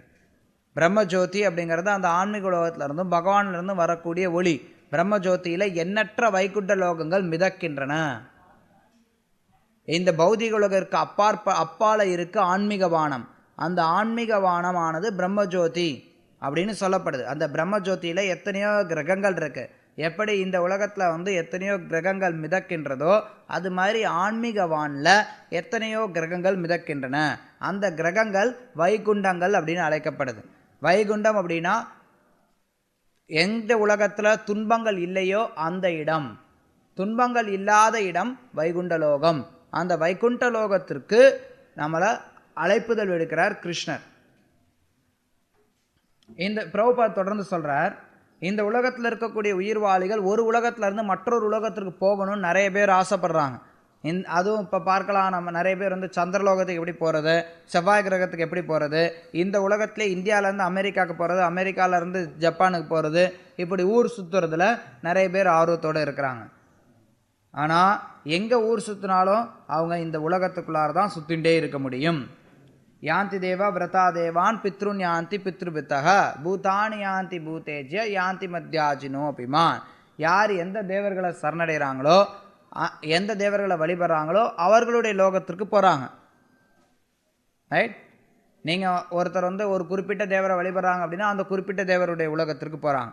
இப்படியே சுற்றிகிட்டே இருக்க வேண்டியதுதான். போய் ஒவ்வொரு தேவலோகத்திற்கு போகலாம். ஆனால் கிருஷ்ணர்கிட்ட போகக்கூடியவர் மீண்டும் வர்றது கிடையாது. கிருஷ்ணர்கிட்ட போகக்கூடியவர்கள் பிறப்பு இறப்பு முதுமை வியாதிங்கிற துன்பத்திலிருந்து நிரந்தரமாக விடுதலை பெற முடியும். வைகுண்ட லோகத்திற்கு போனால்தான் இந்த துயரத்திலிருந்து ஒருத்தர் நிரந்தரமாக விடுதலை பெற முடியும். இந்த ஜட உலகமானது ஆன்மீக உலகத்தினுடைய பிரதிபிம்பம். ஆன்மீக உலகத்தில் எல்லாமே துன்பகரமானது. ஜட உலகத்தில் எல்லாமே துன்பகரமானது, ஆன்மீக உலகத்தில் எல்லாமே இன்பகரமானது. இந்த ஜட உலகம் ஆன்மீக உலகத்தினுடைய பிரதிபிம்பம்னு சொல்லப்படுது. ஊர்துவ மூலம் அத்தாக்கம் அஸ்வத்தம் பிராகுரவ்யம் சந்தாம்சி யஸ்ய பர்ணாணி யஸ்தம் வேதச வேதவேத். கிளைகள் கீழே இருக்கு, வேர் மேலே இருக்கு. அந்த மாதிரி ஒரு மரத்திற்கு ஒப்பிடப்படுது இந்த ஜட உலகம். அதை நம்ம எப்படி பார்க்கலாம்? எங்கேயாவது ஒரு தண்ணியில் நம்ம பார்த்தோம் அப்படின்னா அங்கே நம்மளால் அந்த மாதிரி தலைகீழாக இருக்கக்கூடிய மரத்தை பார்க்கலாம். அப்படின்னா அது பிம்பம். ஆன்மீக உலகத்தினுடைய பிம்பம் தான் இந்த ஜட உலகம். இந்த ஜட உலகத்தில் உண்மையான மகிழ்ச்சி அப்படிங்கிறது கிடையாது. நம்ம நினைக்கிறோம் இந்த ஜட உலகத்தில் நம்ம மகிழ்ச்சி அடையலாம் அப்படின்னு. ஜட உலகத்தில் மகிழ்ச்சிக்காக தேடின்னு இருக்கிறான். ஆனால் இந்த ஜட உலகத்தில் மகிழ்ச்சிங்கிறது கிடையாது. ஒரு மரம் இருக்குது, அந்த மரத்தில் பழம் இருக்குது. அந்த பழத்தை சுவைத்தோம் அப்படின்னா அது சுவையானதாக இருக்கும். ஆனால் அந்த மரத்தினுடைய பிம்பம் தண்ணியில் இருக்குது. தண்ணியிலையும் அதே பழம் தெரியுது. அந்த பழத்துக்காக நீங்கள் தேடுறதுக்காக போகிறீங்க, அந்த பழத்தை எடுத்து சாப்பிடணும்னு நினைக்கிறீங்க, சாப்பிட்றீங்க. இன்பம் எப்படி கிடைக்கும்? கிடைக்காது. ஏன்னா இது ஒரு பிம்பம், உண்மையானது கிடையாது. அதே மாதிரி தான் இந்த ஜட இயற்கையும். ஜட இயற்கை ஒரு ஆன்மீக உலகத்தினுடைய பிம்பமாக இருக்கிறனால இங்கே உண்மையான மகிழ்ச்சிங்கிறது கிடையாது. இன்னொரு உதாரணம் ஸ்ரீல பிரபுபா கொடுக்குறார். இந்த ஆன்மீக உலகத்தில் இன்பம் அப்படிங்கிறது காணல் நீர் போல. பாலைவனத்தில் தோன்றக்கூடிய காணல் நீர் பார்க்கறதுக்கு தண்ணீர் மாதிரி தெரியும். பாலைவனம்லாம் தேவையில்லை. கலிகாலத்தில் நம்ம சென்னை ரோட்லேயே பார்க்கலாம். இந்த ஹைவேஸில் போனீங்கன்னா நீங்கள் பார்க்கலாம், என்னடா இது நடு ரோட்டில் இவ்வளோ தூரம் தண்ணி கொட்டி வச்சுருக்கிறானேன்னு நினைப்பீங்க வெயில் காலத்தில். ஆனால் நீங்கள் கொஞ்சம் தூரம் நடந்து போனீங்கன்னா அங்கே தண்ணி எதுவும் இருக்காது. ஆனால் நீர் இருக்கிற மாதிரி நமக்கு தெரியும். அதற்கு பேர் காணல் நீர். அந்த காணல் நீர் மாதிரி தான் இந்த ஜட உலகத்தில் இருக்கக்கூடிய இன்பம் அப்படிங்கிறது. இதோ இன்பம் வந்துவிடும், இதோ இன்பம் வந்துவிடும் சொல்லி ஓடிக்கிட்டே இருக்கிறோம். ஆனால் இந்த உலகத்தில் பிரச்சனைகள் தீர்ந்த பாடு கிடையாது, இன்பம் வந்த பாடு கிடையாது. அதுதான் இங்கே ஸ்ரீல பிரபுபா சொல்கிறார், ஆன்மீக உலகத்தில் நித்தியமான ஒரு மகிழ்ச்சி கிடைக்கும். அந்த உலகத்திற்கு ஒருத்தர் போகணும். போகணும்னா எப்படி போகலாம்? ஸோ இப்போ ஆன்மீக உலகத்தினுடைய தன்மைகளை பற்றி கேட்கும்போது, துன்பம் இல்லாத ஒரு ஆன்மீக உலகம், ஆன்மீக உலகம் இப்படிப்பட்டது அப்படிப்பட்டதுன்னு கேட்கும்போது இயற்கையாக ஒருத்தருக்கு அந்த உலகத்திற்கு நான் எப்படி போகிறது அப்படிங்கிற ஒரு கேள்வி எழும். அப்போ கிருஷ்ணர் கீதையில் சொல்கிறார், நிர்மாண மோகா ஜிதசங்க தோஷா அத்தியாத்ம விருத்தியா வினிவிருத்த காமா துவந்தை விமுக்த சுகதுக்க சம்கை கச்சந்திய மூடா பதம் அவ்வியம் தத். அவர் சொல்கிறார், அந்த பதம் அவ்வியம் நிலையான உலகம், அது அழிவற்றது. இந்த உலகம் அந்த இடத்தை அடைந்தோம் அப்படின்னா அது அழிவற்ற உலகம். இந்த உலகம் அழியக்கூடிய உலகம். இங்கே எல்லாமே அழியுது. நீங்கள் எவ்வளோ பெரிய சாம்ராஜ்யத்தை ஏற்படுத்தினாலும், வீடு கட்டினாலும், பங்களா கட்டினாலும் எல்லாமே அழிய போகுது. இந்த உலகத்தை நிரந்தரமானதுன்னு எதுவுமே கிடையாது. ஆனால் அந்த உலகம் பதம் அவ்வியம், அழிவற்ற உலகம். அந்த அழிவற்ற உலகத்திற்கு நாம் போகணும். இந்த உலகத்தில் ஒவ்வொருத்தனும் நான் பணக்காரன் ஆகணும், நான் பெரிய ஜமீன்தார் ஆகணும், நான் ஒரு எஜமானர் ஆகணும், நான் ஜனாதிபதி ஆகணும், மன்னன் ஆகணும் அப்படின்னு சொல்லி நினச்சிட்டே இருக்கிறாங்க. ஆனால் இந்த ஜட உலக விஷயங்கள்லேருந்து பற்றுதலை ஒருத்தர் கைவிட்டு ஆன்மீக உலகத்தை நோக்கி ஒருத்தர் போகணும். நிர்மாண மோகா ஜிதசங்க தோஷா. நிர்மாணம் அப்படின்னா இந்த உலகத்திற்குன்னு நம்ம ஒருத்தர் தனக்குன்னு ஒரு அடையாளங்கள் வச்சுட்டு இருக்கிறோம். நம்ம அத்தகைய அடையாளங்கள்லேருந்து நம்ம விடுபடணும். ஜிதசங்க தோஷா, போலியான சங்கத்தினுடைய தோஷங்கள் எல்லாம் நம்ம வெளியில் விட்டு வரணும். அத்தியாத்ம நித்யா வினிவிருத்த காமா, ஆன்மீக அறிவை நம்ம பெறணும். காமத்தில் இருந்து விடுபட இருக்கணும். துவந்தை விமுக்த, இருமைகள்லேருந்து நம்ம விடுபட்டு, சுகதுக்க சங்கை, சுகதுக்கங்கள்லேருந்து விடுபட்டு யார் ஒருத்தர் இருக்கிறார்களோ அவர்கள் கச்சந்தி, அந்த அவ்விய உலகத்தை அடைகிறார்கள். அழிவற்ற உலகத்தை அவர்களால் அடைய முடிகிறது. ஸோ இதுதான் நம்மளுடைய பிரயோஜனம். பகவத்கீதையை ஒரு குறிப்பிட்ட விதத்தில் நம்ம அணுகணும். பகவத்கீதையை பரம்பரையின் மூலமாக கிருஷ்ணர்கிட்ட சரணடைஞ்சு அணுகணும். அப்படி அணுகணும் அப்படின்னா கீதையின் மூலமாக நம்ம இந்தந்த விஷயங்களை தெரிஞ்சு கொள்ளலாம். மக்களை உலகத்திலிருந்து, துன்பகரமான உலகத்திலிருந்து விடுவிக்கக்கூடியது கீதையினுடைய நோக்கமாக இருக்கிறது. அப்போ கீதையில் நோக்கம் இதுனா கீதையில் என்ன இருக்குங்கிறத பார்த்தோம். சரி, கீதையை படிக்கிறதுனால எனக்கு என்ன பலன் அப்படிங்கிறத நம்ம இங்கே பார்க்கணும். அதுதான் பிரயோஜனம். சரி, இந்த பலனை நம்ம எப்படி அடையிறது, அதற்கான வழிமுறை என்ன? அந்த வழிமுறையானது அபிதேயான்னு சொல்லப்படுது. சரி, கீதையில் இந்த விஷயங்கள்லாம் இருக்குது, நம்ம இப்படியெல்லாம் கஷ்டப்படுறோம், இதெல்லாம் தெரிஞ்சுக்கிறோம், இதிலேருந்து ஆன்மீக உலகத்துக்கு போகணுங்கிறத தெரிஞ்சுக்கிறோம். அப்போ இயற்கையாக நமக்கு ஆன்மீக உலகத்துக்கு போகணுங்கிற ஒரு ஆர்வம் வருது. அந்த ஆர்வம் வரும்போது அதற்கு எப்படி போகணுங்கிற வழிமுறையை இங்கே பிரபுபாதர் எடுத்து சொல்கிறார். அந்த உலகத்தை எப்படி அடைவது? அவ்யக்தோக்ஷர இத்யுக்ஸ தமாஷு பரமம் கதிம் எம் பிராப்பன நிவர்த்தந்தே தத்தாம பரமமம. கிருஷ்ணசுர, அது என்னுடைய உலகம், அந்த அவ்யக்தமான உலகம். இந்த ஜட உலக இயற்கை ஜட கண்களுக்கு தோன்றாமல், ஜட உலகத்திற்கு அப்பாற்பட்டு நம்மளுடைய தோற்றத்திற்கு உட்படாமல் இருக்கக்கூடிய அந்த தெய்வீகமான உலகம், அந்த பரம்தாம தத்தாம, அந்த உலகம் பரம் உயர்ந்த உலகம். மம கிருஷ்ணசுர, அந்த உலகம் என்னுடையதுங்கிறார். அந்த உலகத்துக்கு எப்படி நம்ம போகிறது? கிருஷ்ணர் கீதையில் வழி கொடுக்குறார். மரண நேரத்தில் என்னை பற்றி நினைக்கணும். கிருஷ்ணசுர, அந்த காலேச்ச மாம் ஏவ ஸ்மரன் முக்த்வா கலேவரம் எப்ரயாதி சமத்பாவம் யாதி நாஸ்தியத்ர சம்சயா. மரண நேரத்தில் அந்த காலேச்ச ஸ்மரன் மாம், என்னை பற்றி மரண நேரத்தில் ஒருத்தன் நினைக்கணும். என்னை பற்றி மரண நேரத்தில் நினைச்சான் அப்படின்னா அப்போ அவன் எப்ரயாதி சமத்பாவம், என்னை போன்ற ஒரு இயற்கை அடைகிறான், என்னுடைய ஆன்மீக உலகத்திற்கு அவன் வருகிறான். மரண நேரத்தில் நம்ம ஏதோ வேற விஷயங்களை நினைச்சோம் அப்படின்னா அந்த நிலைக்கு நம்ம போகிறோம். எம் எம் வாபி ஸ்மரன் பாவம் தஜந்தந்தே கலேவரம் தம் தம் தம் தம் ஏவேதி கௌந்தேயா சதா தத் பாவ பாவிதா. மரண நேரத்தில் நம்ம கிருஷ்ணனை நினைக்கிறது பதிலாக வேற எதையாவது பற்றி நினைத்தோம் அப்படின்னா எந்த விஷயத்தை நம்ம நினைக்கிறோமோ அந்த விஷயத்தை நம்ம அடைவோம்.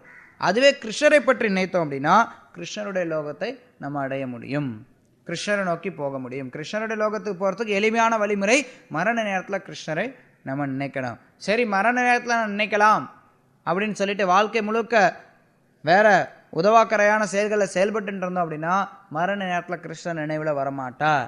நம்ம வாழ்க்கை முழுக்க எந்த செயலை பயிற்சி செய்கிறோமோ, எந்த விஷயங்களை நினைத்து கொண்டு இருக்கிறோமோ அந்த விஷயம், அந்த செயல் தான் நம்ம மரண நேரத்துலையும் நம்ம செய்ய போகிறோம். மரண நேரத்தில் புதுசாக தனியாக ஒன்றும் செய்ய போகிறது கிடையாது.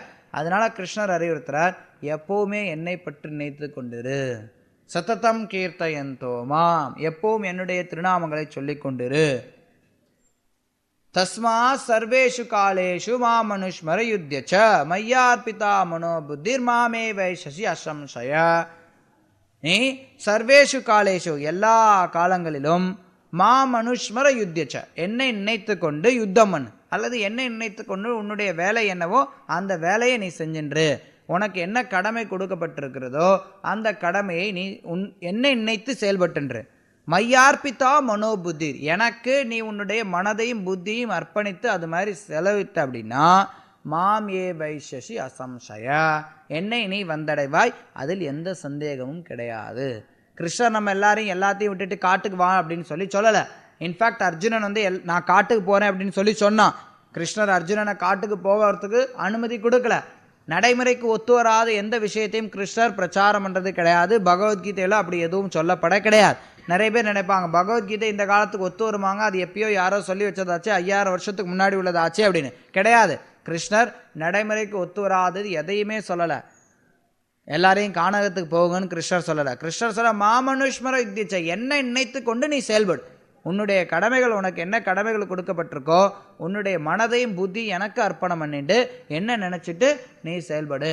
அதன் மூலமாக நீ என்னையே வந்தடைவாய். அப்போ ஒருத்தர் நினைக்கலாம், சரி கிருஷ்ணரை நினைச்சிட்டு எப்படிங்க செயல்படுறது, கிருஷ்ணரை நினைச்சுட்டு நான் செயல்பட முடியாதே. அடிக்கடி மக்கள் இந்த கேள்வியை கேட்கறது உண்டு. கிருஷ்ணரை நினைச்சுட்டா நான் எப்படிங்க செயல்படுறது, கிருஷ்ணர் மேல என்னுடைய மனதையும் புத்தியும் அவருக்கு அர்ப்பணம் பண்ணிட்டேன் அப்படின்னா அப்ப நான் என்னுடைய கடமையில எப்படி என்னுடைய மனதையும் புத்தியும் நான் செயல்படுத்துறது அப்படிங்கிற கேள்வி இயற்கையாக எழலாம்.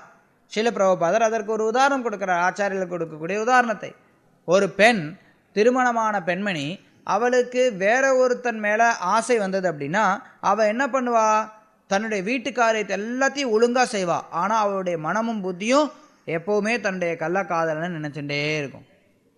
அவளுக்கு வீட்டு வேலையெல்லாம் நல்லா நடந்துட்டு இருக்கும். எப்போ அது யாருக்கும் எந்த சந்தேகமும் வந்துடக்கூடாதுங்கிறதுக்காக வீட்டு வேலையெல்லாம் ஒழுங்கா செய்வா. ஆனா அவளுடைய மனமானது அவளுடைய மனமானது கள்ளக்காதலன் மேல இருந்துட்டே இருக்கும்.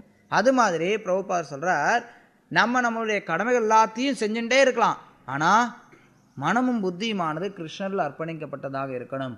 அப்ப அது பக்குவமான பாதையில நம்ம அதை நோக்கி முன்னேறி செல்கிறோம்.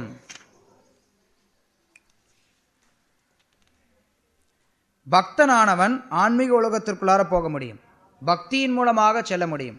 ஆன்மீகவாதிகள்ல 3 தரப்பினர் இருக்காங்க. பிரம்மவாதிகள், பரமாத்மவாதிகள், பக்தர்கள். பிரம்மவாதிகள் அல்லது பிரம்மனை, அருவ பிரம்மனை வழிபடக்கூடிய அல்லது அருவ பிரம்மனை நோக்கி செல்லணும்னு நினைக்கக்கூடியவர்கள் அவங்க முக்தி அடையும் போது பிரம்மன்ல போறாங்க, அருவ பிரம்மன்ல ஐக்கியம் அடைகிறாங்க. பரமாத்மாவை வழிபடக்கூடியவர்கள் சில நேரத்தில் அருவ பிரம்மன்ல போகலாம், சில நேரத்தில் சில வைகுண்ட லோகங்களுக்குள்ளார நுழைய முடியும். பக்தர்கள் யாரு பகவானுக்கு நேரடியாக தொண்டு செய்கிறார்களோ அவர்கள் பகவானுடைய எண்ணற்ற வைகுண்ட லோகங்களில் ஏதாரும் ஒரு லோகத்தில் செல்ல முடியும். வைகுண்ட லோகங்கள் இந்த பிரம்மஜோதிக்கு அப்பால் இருக்குது அல்லது பிரம்மஜோதியில் இருக்கக்கூடியதுன்னு நம்ம சொல்லலாம். அந்த வைகுண்ட லோகங்களில் பகவான் எண்ணற்ற ரூபங்களில் இருக்கிறார். அங்கே ஒவ்வொரு லோகத்திலையும் பகவான் ஒவ்வொரு ரூபத்தில் வீற்றிருக்கிறார். அனிருத்தா, பிரத்யும்னா, வாசுதேவா, சங்கர்ஷ்ணா, கேசவா, நாராயணா, வராஹா, நரசிம்மா, இது மாதிரி ராமா, இது மாதிரி எண்ணற்ற ரூபங்கள் இருக்கார். இந்த லோகங்கள் எல்லாவற்றிலும் உயர்ந்ததாக, எல்லாவற்றிலும் சிறந்ததாக கோலோக விருந்தாவனம் இருக்கு. யார் கிருஷ்ணரை வழிபடுறாங்களோ அவங்க அந்த கோலோக விருந்தாவனத்திற்கு போக முடியும். எப்படி பார்த்தாலும் வைகுண்ட லோகத்திற்குள்ளார ஒருத்தர் போனாங்க அப்படின்னா அவங்க மறுபடி இந்த உலகத்திற்கு தோன்ற வேண்டிய அவசியம் கிடையாது. யார் ஒருத்தர் மரண நேரத்தில் கிருஷ்ணரை நினைக்கிறாங்களோ அவங்க இந்த உலகத்தை விட்டு அவர்கிட்ட போய் சேர முடியும். அதற்காகத்தான் எல்லா சாஸ்திரங்களும் கொடுக்கப்பட்டிருக்கு. எல்லா சாஸ்திரங்களும் எல்லாமே எதற்காக கிருஷ்ணர் கொடுத்துருக்கிறார் அப்படின்னா எல்லாரும் மரண நேரத்தில் கிருஷ்ணரை நினைக்கிறதுக்கு வசதி பண்ணுறதுக்காக. நம்ம வாழும்போது சாஸ்திரங்களை படித்து கிருஷ்ணருடைய ஸ்மரணங்களை ஏற்றிக்கிட்டே இருக்கணும். உள்ள கிருஷ்ணருடைய ஸ்மரணங்களை ஏற்றிகிட்டே இருந்தோம் அப்படின்னா அப்போ மரண நேரத்தில் நம்மளால் கிருஷ்ணரை நினைக்க முடியும். இல்லைன்னா மரண நேரத்தில் நம்மளால் கிருஷ்ணரை நினைக்க முடியாது. ஸ்ரீல பிரபுபா இங்கே சைத்தன்ய சரிதாமிரத்திலிருந்து மேற்கோள் காட்டுறார். மாயா முக்த ஜீவேர் நாகி ஸ்வத கிருஷ்ண கியான் ஜீவேர கிருபாய் கைலா கிருஷ்ண வேத புரான். மாயினால ஈடுபட்டிருக்கக்கூடிய ஜீவனுக்கு கிருஷ்ணரை பற்றிய அறிவு இல்லை. அவன் ஜட விஷயங்களை பற்றி தான் யோசிச்சுட்டு இருக்கிறான். ஜீவேர கிருப்பாய், அந்த ஜீவன்கள் மேல கிருப்பை கொண்டு இருக்கக்கூடிய காரணத்தால கிருஷ்ணர் வேதங்கள் புராணங்கள் எல்லாவற்றையும் கொடுத்திருக்கிறார். இந்த வேதங்கள் புராணங்களை படிக்கும்போது கிருஷ்ணருடைய செயல்களை பற்றி நம்ம நினைவு கொண்டுட்டே இருக்க முடியும். கிருஷ்ணருடைய ஸ்மரணையை நம்ம அதிகரித்து கொண்டே இருக்க முடியும். அப்படி கிருஷ்ணருடைய ஸ்மரணங்களை அதிகரிக்கும் போது நம்மளுடைய கடமைகளை செஞ்சுட்டே நம்ம கிருஷ்ணரை நோக்கி செல்ல முடியும். கிருஷ்ணர் நடைமுறைக்கு ஒத்து வராத எதையும் நமக்கு சொல்றது கிடையாது. கிருஷ்ணர் முதல்ல தியான யோகத்தை பற்றி அர்ஜுனன் கிட்ட சொன்னப்ப அர்ஜுனன் சொன்னா, கிருஷ்ணா இது நடைமுறைக்கு ஒத்து வராது. ஏன் நடைமுறைக்கு ஒத்து வராத ஒரு விஷயத்தை எனக்கு சொல்லித்தர? மனதை இந்த தியான வழிமுறையின் மூலமாக கட்டுப்படுத்துறது அப்படிங்கிறது காற்றை அடக்கிறதை காட்டிலும் கடினமானதாக இருக்கு. காற்றை கூட நான் நிறுத்திடுவேன் என்னுடைய சக்தியின் மூலமாக. ஆனால் இந்த மனதை கட்டுப்படுத்துறது கஷ்டம். கிருஷ்ணர் அர்ஜுனன் கிட்ட கிருஷ்ணர் சொல்றான், அர்ஜுனன் கிருஷ்ணர் கிட்ட சொல்றான், யோயம் யோகஸ்த்வயா புரோக்தா சாம்யோன மதுசூதன ஏதஸ்யாஹம் ந பஷ்யாமி சஞ்சலத்வா ஸ்திதம் ஸ்திராம். மதுசூதனரே, நீர் இப்போது விளக்கியுள்ள யோக பயிற்சி முறை செயல்முறைக்கு ஒத்துவராததாகவும் தாங்க முடியாததாகவும் எனக்கு தோன்றுகிறது. ஏனெனில் மனம் நிலையற்றதும் அமைதியற்றதுமாக இருக்கிறது. கிருஷ்ணர் யோக வழிமுறையை பின்பற்றணும் அப்படிங்கிறதுக்காக யோக வழிமுறையை எடுத்து சொல்ல, தியான யோகத்தை. ஆனால் இப்படி ஒரு வழிமுறை இருக்குங்கிறத அவர் சொல்கிறார், அவ்வளோதான். ஆனால் சொல்லிட்டு அவர் சொல்கிறார் அதே அத்தியாயத்தினுடைய இறுதியில், யோகினாம் அப்பி சர்வேஷா மத்கதேரந்தராத்மனா ஸ்ருதவான் பஜதேயோ மாம் சமே யுக்த தமோ மதஹ. என்னுடைய கருத்து அபிப்பிராயம் என்ன அப்படின்னா, பக்தனே உயர்ந்தவன். பக்தி யோகத்தை பயிற்சி செய்கிறதே சிறந்தது. எல்லா யோகிகளிலும் பக்தி யோகியே உயர்ந்தவன். அந்த பக்தி யோகத்தை தான் கிருஷ்ணர் பரிந்துரை செய்கிறார். அதைத்தான் பயிற்சி செய்ய சொல்லி நமக்கு சொல்கிறார்.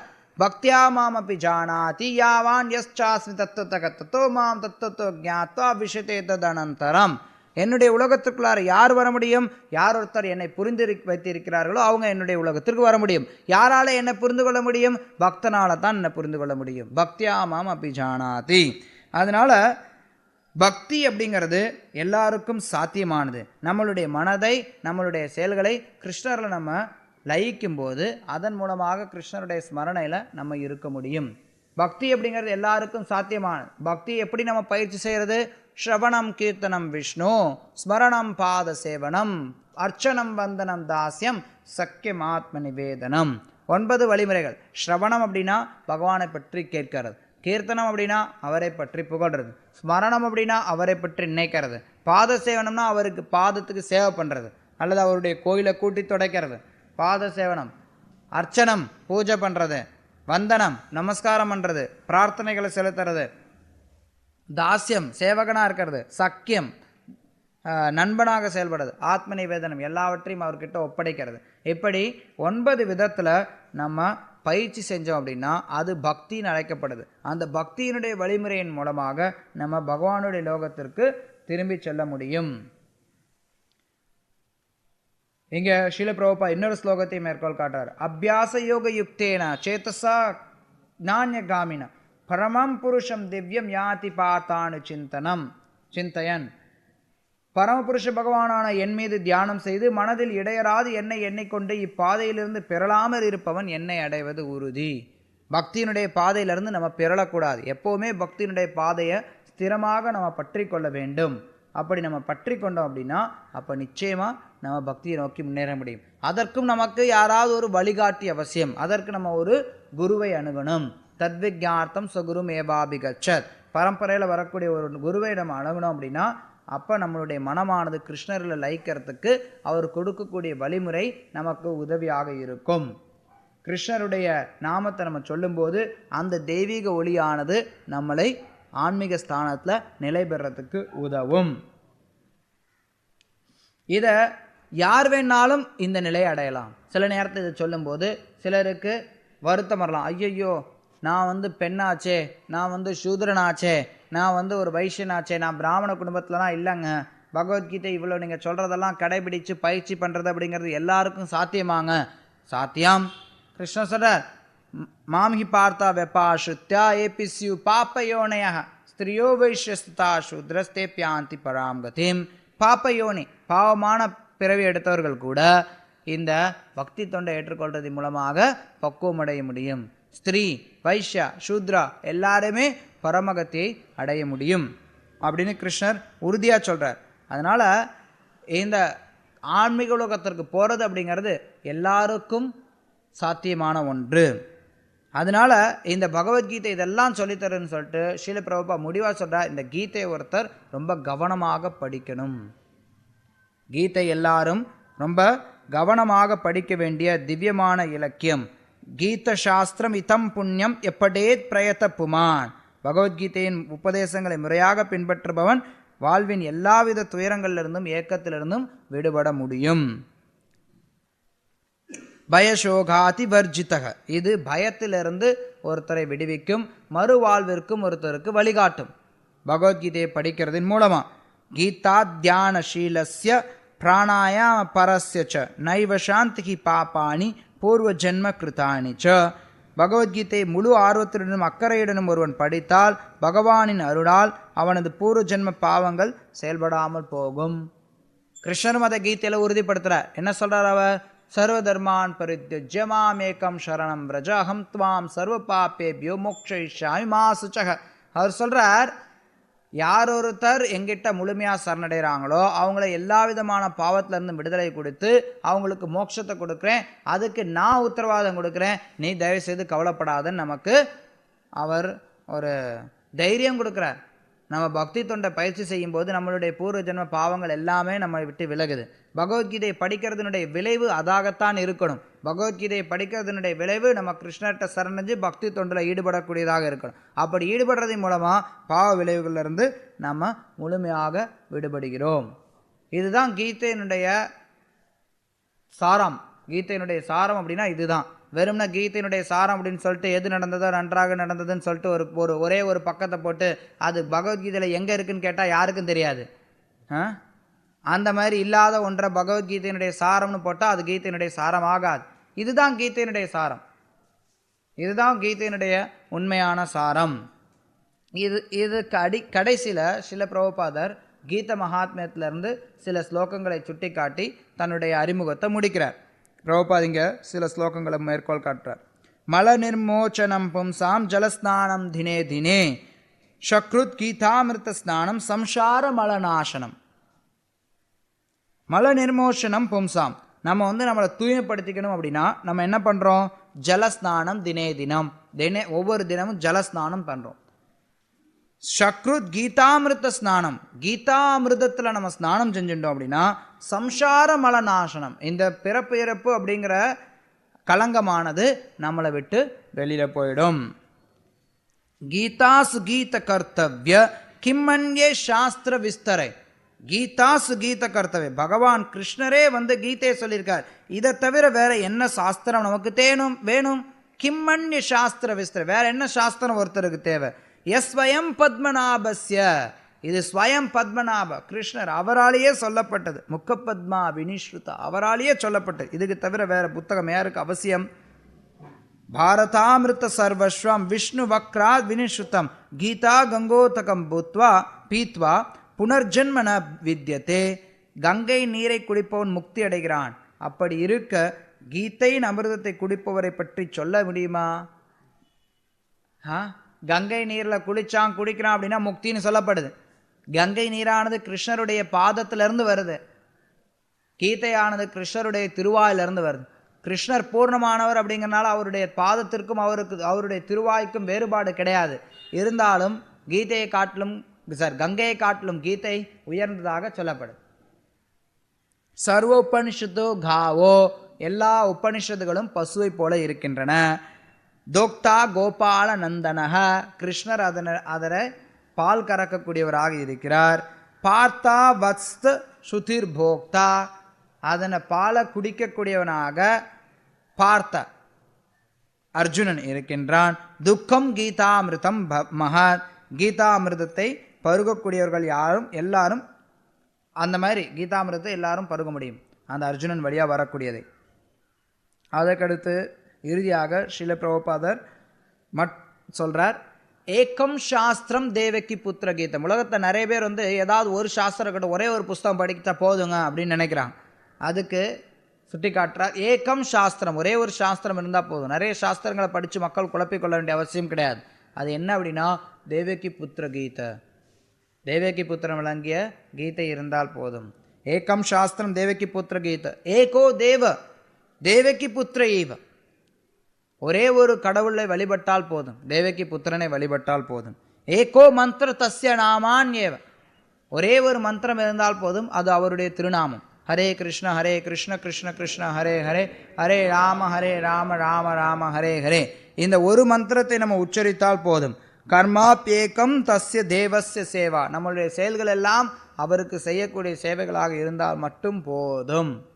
இதுதான் கீதாசாரம்.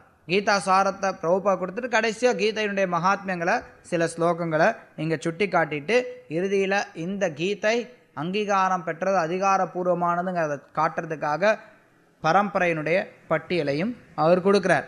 இப்படி இந்த 37-38 பக்கங்களில் ஸ்ரீல பிரபுபாதர் மொத்த கீதையும் சாராம்சமாக நமக்கு கொடுக்குறார். இதில் புரிஞ்சுக்கிறதுல நமக்கு எந்த ஒரு கடினமும் இருக்கக்கூடாது.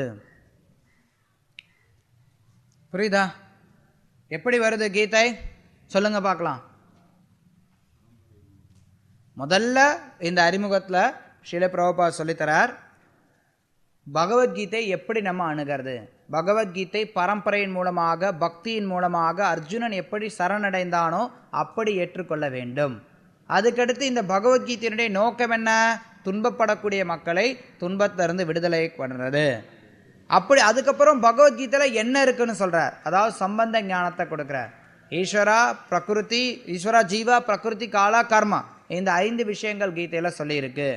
இந்த 5 விஷயங்களை தெரிஞ்சுக்கிறதுல சில நேரங்களில் நமக்கு முரண்பாடுகள் இருக்கிற மாதிரி தெரியலாம்.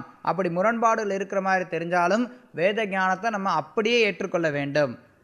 எப்படி அதுக்கு பசுஞ்சானத்தை உதாரணம் கொடுக்குறார். எப்படி பசுஞ்சானம் மலமாக இருந்தாலும் அது தூய்மையானதாக ஏற்றுக்கொள்ளப்படுதோ அது மாதிரி வேத சாஸ்திரங்களில் அங்காங்கே சில முரண்பாடுகள் தென்பட்டால் கூட அதை அப்படியே நம்ம ஏற்றுக்கொள்ள வேண்டும். அப்படி நம்ம ஏற்றுக்கொள்ளும் போது நம்ம ஆன்மீக வானத்தை நோக்கி செல்ல முடியும். அந்த ஆன்மீக வானத்தினுடைய தன்மைகளை பற்றி அவர் சொல்கிறார். பகவத்கீதையை படிக்கிறதுனால நீங்கள் இந்த ஆன்மீக வானத்தை நோக்கி போவீங்க அப்படிங்க. அதுக்கு எப்படி போகிறது அதை அடுத்து விளக்குறார். ஸோ இப்படி ஸ்ரீல பிரபுபாதர் தன்னுடைய அறிமுகத்தில் சம்பந்தா அபிதயா பிரயோஜனம் எல்லாத்தையும் உள்ளே கொடுத்துட்றார். நமக்கு பகவானுக்கு இருக்கக்கூடிய உறவு என்ன, அந்த உறவை நம்ம எப்படி மறுபடியும் நிலைநாட்டுறது, அதனால் அடையக்கூடிய பலன் என்ன, இதுதான் கீதையினுடைய சாரம். இதுதான் பிரபுபாதர் அறிமுகத்தில் கொடுக்குறார். அடுத்த வாரம் நம்ம முதல் அத்தியாயத்தை பார்ப்போம். ஹரே கிருஷ்ணா. யாருக்காவது ஏதாவது சந்தேகங்கள் இருந்தால் கேட்கலாம்.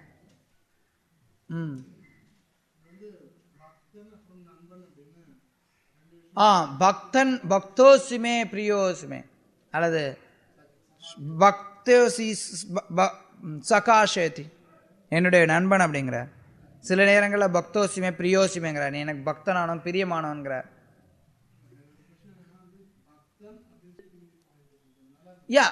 வலியுறுத்துறார், அவ்வளோதான். அதாவது நண்பன் அப்படிங்கிற முறையில் அர்ஜுனன் பக்தி தொண்டில் ஈடுபட்டு இருக்கிறான். அதுதான் அங்கே சொல்லப்படுது.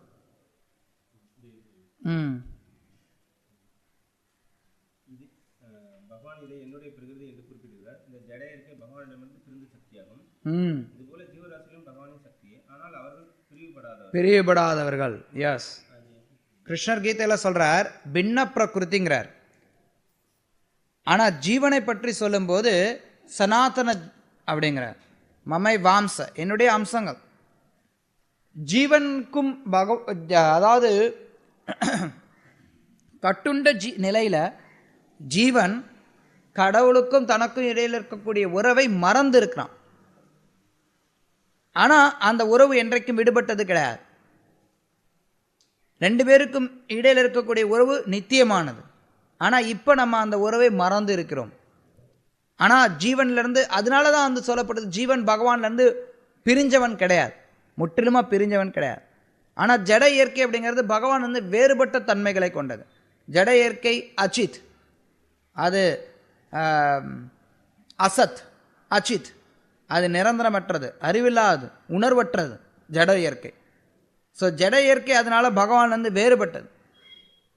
ஜீவன் அதோடு ஒப்பிடு பார்க்கும்போது ஜீவன் நிரந்தரமானவன்.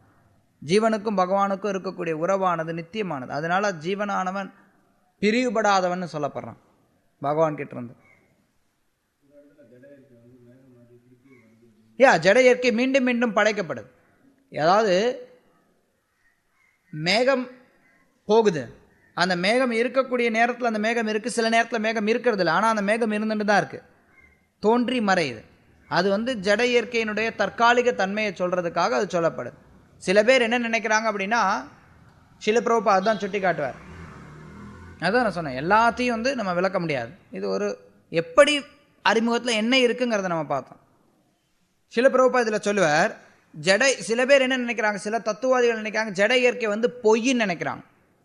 சில பிரபுபா சுட்டி காட்டுறார். ஆனால் ஜட இயற்கை பொய் கிடையாது, ஜட இயற்கை தற்காலிகமானது. கிருஷ்ணர் சொல்றார் கீதையில், துக்காலயம் அசாஸ்வத, துன்பம் நிறைந்த இடம் தற்காலிகமான இடம்ங்கிறார். இது பொய்ன்னு எங்கேயுமே கிருஷ்ணர் கீதையில் சொல்லலை. இது தற்காலிகமானது அப்படின்னா தோன்றி மறையுது. ஒரு பக்கம் ஒரு நேரம் தோன்றுது மறையுது, தோன்றுது மறையுது. எப்படி ஒரு மேகம் போகுதோ, அந்த மேகம் இருக்கிறது வாஸ்தவம், ஆனால் அது தற்காலிகமானது. மழை காலத்தில் சில செடிகள் முளைக்குது, செத்து போகுது, முளைக்குது, செத்து போகுது. ஆனால் மழை வரும்போது அது முளைக்குது. ஸோ தற்காலிகமானது. ஜட இயற்கை உற்பத்தி அப்படிங்கிறது தற்காலிகமானது, ஆனால் அது இருந்துட்டு தான் இருக்கு.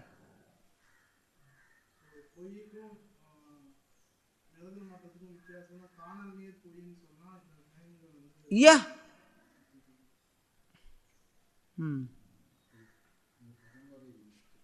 பரம்பரையினுடைய பட்டியல் கொடுத்திருக்காரு ஸ்ரீல பிரபுபாதர். அதுல ஏன் அர்ஜுனனுடைய பெயர் இல்லை? ஏன்னா அதாவது இந்த பரம்பரைய ராஜ ரிஷிகளின் மூலமாக வரக்கூடிய பரம்பரை இல்லை. பரம்பரை பல கோணத்துல இருந்து வரலாம். கிருஷ்ணர் சொல்றார் கீதையில, இதற்கு முந்தின இருந்த பரம்பரை ராஜ ரிஷிகளின் மூலமாக இருந்ததுங்கிறார். ராஜ ரிஷிகளுடைய மூலமாக இருந்த பரம்பரை இருக்கலாம், ஆனால் இங்கே குறிப்பிட்டிருக்கக்கூடிய பரம்பரையானது ஆச்சாரியர்களின் மூலமாக வரக்கூடிய பரம்பரை. கிருஷ்ணர் பகவத்கீதையை அர்ஜுனனுக்கு உபதேசித்தார். ஓகே, அந்த பகவத்கீதையை பதிவு செய்தவர் வியாசதேவர். ஸோ வியாசதேவர் இங்கே பரம்பரையில் வரார். ஸோ வியாசதேவரின் மூலமாக நம்மளுடைய தொடர்பு பகவத்கீதைக்குள்ளார வருது.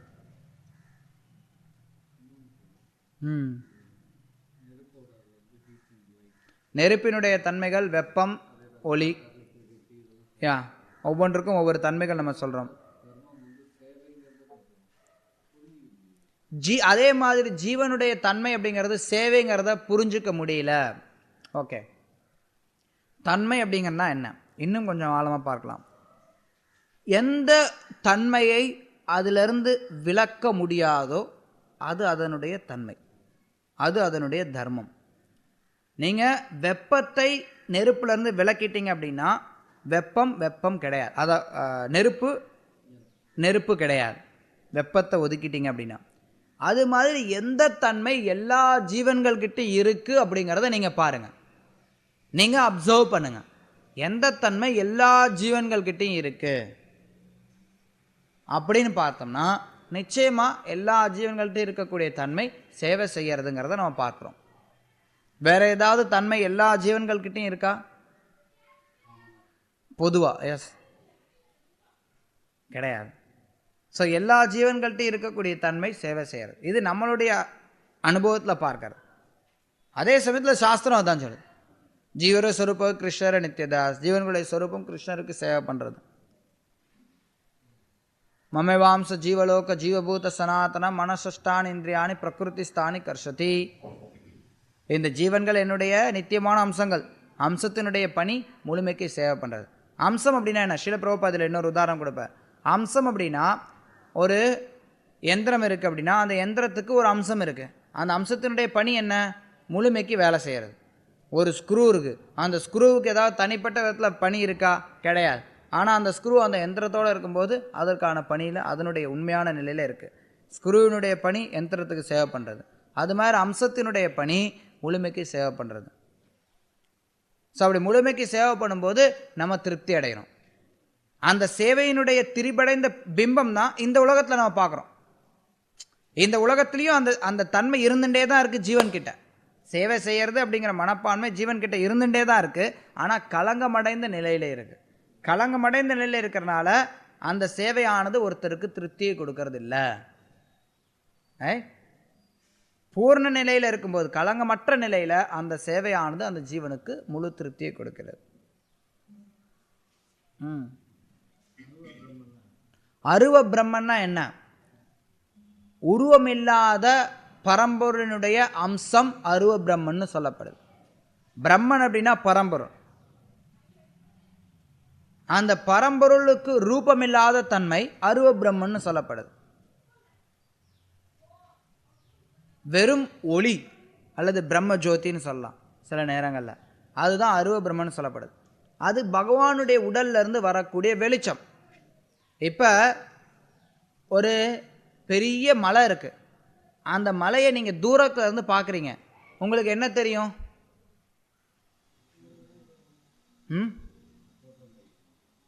ஷேப் தெரியும். வேற மேகம் மாதிரி இருக்குமா?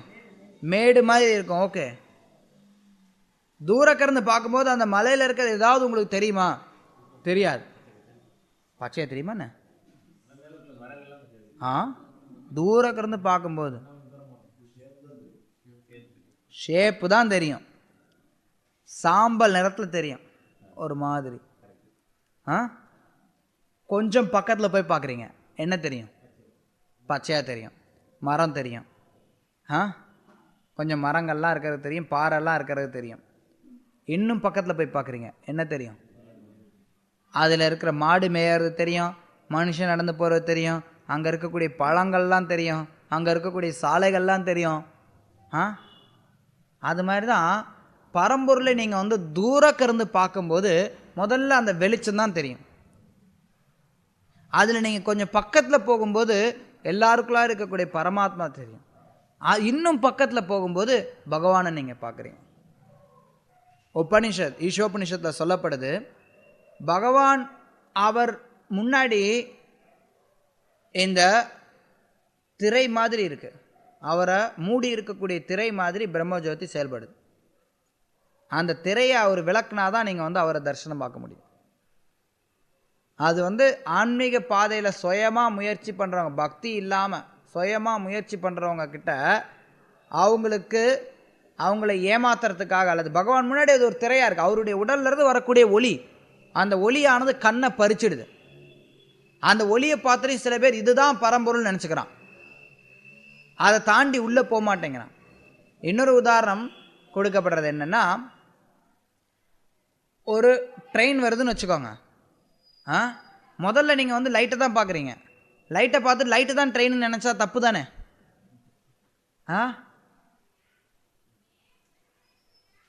ஆனால் லைட்டு வரும்போது நம்ம என்ன சொல்கிறோம்? ட்ரெயின் வருதுன்னு சொல்கிறோம். ஸோ அது மாதிரி சாஸ்திரத்தை சில நேரத்தில் அருவ பிரம்மனை பரம்பொருள்னு சொல்லியிருக்கு, வாஸ்தவம் தான். ஆனால் பரம்பொருளினுடைய உயர்ந்த நிலை என்ன அப்படின்னா பகவான்.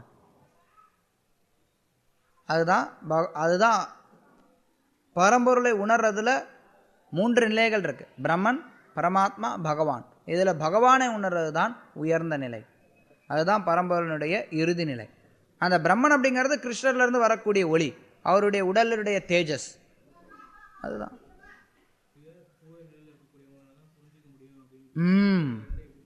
ஓகே, பகவத்கீதையுடைய நோக்கம் மக்கள் எல்லாரையும் அவங்களுடைய நிலையிலிருந்து விடுவிச்சு, அவங்களுடைய துன்பப்படக்கூடிய நிலையிலிருந்து விடுவித்து மேலே கொண்டு வர்றதுக்குன்னு சொல்லப்படுது. இன்னொரு பக்கம் சொல்லப்படுது, பகவத்கீதையை பக்தர்களால் மட்டும்தான் புரிந்து கொள்ள முடியும்னு சொல்லப்படுது.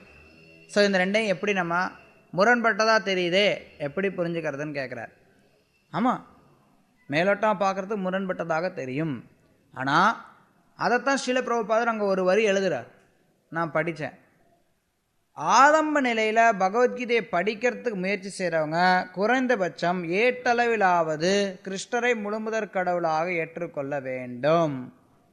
பக்தியின் மூலமாகத்தான் இதை தெரிஞ்சு கொள்ள முடியும் அப்படிங்கிறத உணர்ந்து பக்தியை ஓரளவுக்கு ஒருத்தர் பயிற்சி செய்ய ஆரம்பிக்கணும். அர்ஜுனனை போல பக்குவமான பக்தனை நம்ம இருந்தோம் அப்படின்னா, கிருஷ்ணர் 45 நிமிஷம் 1 மணி நேரம் பகவத்கீதையை பேசினார், அதுலேருந்து புரிஞ்சுக்கிட்டான் அர்ஜுனன். அது மாதிரி நம்மளும் புரிஞ்சுப்போம். ஆனால் நம்ம அது மாதிரி இல்லைங்கிறதுனால நம்ம பயிற்சி பண்ணுறோம். பக்தியை பயிற்சி பண்ணணும். பக்தியை ஒருத்தன் பயிற்சி பண்ணலை அப்படின்னா பகவத்கீதையை புரிஞ்சுக்கவே முடியாது. பக்தியில் பக்குவ நிலையாக இருக்கிற பட்சத்தில் பகவத்கீதையை முழுமையாக புரிஞ்சுக்கிறான். பக்தியை எந்த அளவுக்கு அவன் பயிற்சி பண்ணுறானோ அந்த அளவுக்கு அவனால் பகவத்கீதையை புரிந்து கொள்ள முடியும். அதனால தான் கிருஷ்ணர் சார் ஒருத்தன் பிரபுபா சார் கிருஷ்ணரை ஏட்டளவிலாவது முதல்ல அவன் பகவத்கீதையை கொஞ்சமாவது புரிஞ்சுக்கணும் அப்படின்னா முதல்ல கிருஷ்ணரை புருஷோத்தமராக முழுமுதற் கடவுளாக நீ ஏற்கணும். அப்படி ஏற்கலைன்னா புரிஞ்சுக்க முடியாது. மேலோட்டமாக புரிஞ்சுக்கலாம், என்னமோ பகவத்கீதைக்குள்ளார போக முடியாது. அந்த ரகசியம் அவங்களுக்கு மூடப்பட்டு விடும். நடைமுறையில் நம்ம பார்க்குறோம் நிறைய பேர், எனக்கு பகவத்கீதை தெரியுமா, கிருஷ்ண பக்தினா கிருஷ்ணர் கோயிலுக்கு வாப்பா அப்படின்னா வரமாட்டான், கிருஷ்ணர் முன்னாடி விழுந்து வணங்கப்பா அப்படின்னா வணங்க மாட்டான். சில நேரத்தில் நான் பார்த்துருக்குறோம், வருவான், பகவத்கீதையெல்லாம் படிச்சிருக்கிறேம்மா, கிருஷ்ணர் முன்னாடி இருந்தானா அதிகபட்சம் போனால் கிருஷ்ணர் சொல்கிறாரே என் முன்னாடி வந்து விழுந்து வணங்குங்கிறாரே கீதையில், ஏன் வணங்க மாட்டேங்கிற, கையெடுத்து சும்மா கையெடுத்து கும்பிட்றது கூட ரொம்ப ஜாஸ்தி, என்னமோ ஆ ஆ ஆ அப்படின்ட்டு போகிறது நான் பார்த்தேன். தமிழ்நாட்டில் ஒருத்தன் இப்போ இருக்கிறான், ஆனால் அந்தளவுக்கு பிரபலமாக இல்லை, ஓரளவுக்கு பிரபலமாக இருந்தான். அப்புறம் ஏதோ சில சினிமா நடிகையோட பிரச்சனையாகி அப்புறம் வந்து பிரச்சனையாகி போச்சு. அப்போ விருந்தாவனத்துக்கு வந்திருந்தான். விருந்தாவனத்துக்கு வந்து கிருஷ்ணரை பார்த்துட்டு அப்படியே அப்படி என்னமோ இவர் என்னமோ கிருஷ்ணரோட பெரியவர் மாதிரி மனசில் நினைப்பு. ஏன்னா பக்தி இல்லைன்னா எதையுமே புரிஞ்சுக்க முடியாது. சாஸ்திர ஞானம் இருக்கலாம், பகவத்கீதையை கூட படிச்சிருக்கலாம், நல்லா பேச்சாற்றல் கூட இருக்கலாம், ஆனால் பக்தி இல்லை அப்படின்னா அந்த கீதையினுடைய ரகசியத்துக்குள்ளார நுழைய முடியாது. அட்லீஸ்ட் பக்தி ஒருத்தர் பயிற்சி பண்ணணும், உண்மையாக உள்ளேருந்து பக்தி இருக்கணும். அது ரெண்டும் சைமல்டேனியஸாக வருது. பகவத்கீதையோட ஞானத்தை ஒருத்தன் கேட்கும்போது பக்தி தொண்டில் ஈடுபட ஆரம்பிக்கிறான். அப்போ ஒருத்தன் வந்து கொஞ்சம் கொஞ்சமாக முன்னேறான், கொஞ்சம் கொஞ்சமாக முன்னேறான்.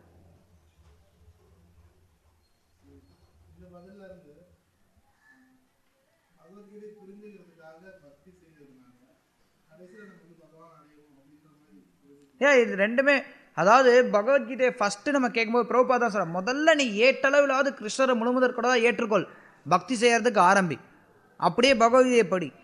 பக்தி செஞ்சுட்டு பகவத்கீதையை படிச்சுன்னா உனக்கு பகவத்கீதை இன்னும் நிறைய புரியும். பகவத்கீதையை படிக்கும்போது நீ இன்னும் நல்லா பக்தி செய்வ, இன்னும் நல்லா பக்தி செஞ்சின்னா இன்னும் நல்லா பகவத்கீதை புரியும். ரெண்டும் அப்படியே ஒன்றோடு ஒன்று தொடர்புடையது, ரெண்டையும் நீங்கள் பிரிக்க முடியாது, ஒன்றிலிருந்து ஒன்றை.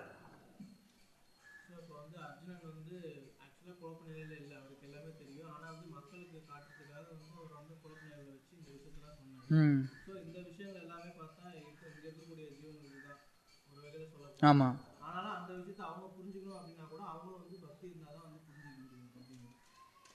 ஆமாம், ஓரளவிற்காவது பக்தி இல்லை அப்படின்னா கீதையினுடைய ஞானத்தை ஒருத்தரால் புரிஞ்சுக்க முடியாது. அந்த பக்தியானது அதை தான் பிரச்சாரம் பண்ணணும், பக்தி எடுத்துக்க சொல்லி நம்ம பிரச்சாரம் பண்ணணும். அதுதான் கீதையில் கிருஷ்ணர் பிரச்சாரம் பண்ணுறார், இப்படி செய்ய இப்படி செய்ய இப்படி செய்ய நீ புரிஞ்சுப்பாங்கிற. அப்படி செஞ்சோம் அப்படின்னா புரிஞ்சுக்கலாம், இல்லைன்னா புரிஞ்சுக்க முடியாது. சிம்பிள்.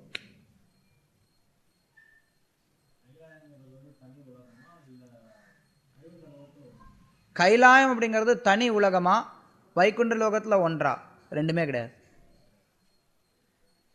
கைலாயம் அப்படிங்கிறது சிவபெருமானுடைய வசிப்பிடங்களில் ஒன்று. அந்த வசிப்பிடமானது இமயமலையில் இருக்கு,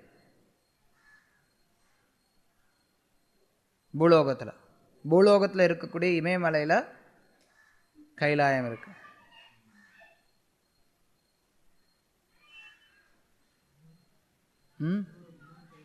that's different. Anyway, பொதுவாக சொல்கிற இடம் இது.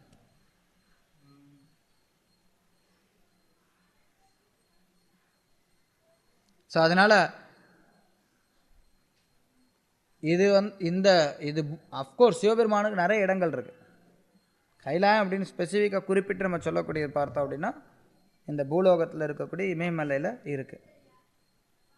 இது பூலோகம், இதுக்கு மேலே 6 லோகம் இருக்குது, கீழே 7 லோகம் இருக்குது, மொத்தம் 7 லோகங்கள் 14 லோகங்கள் இருக்குது. இதை சேர்ந்தது ஒரு பிரபஞ்சம். இது மாதிரி கோடிக்கணக்கான பிரபஞ்சங்கள் இருக்குது.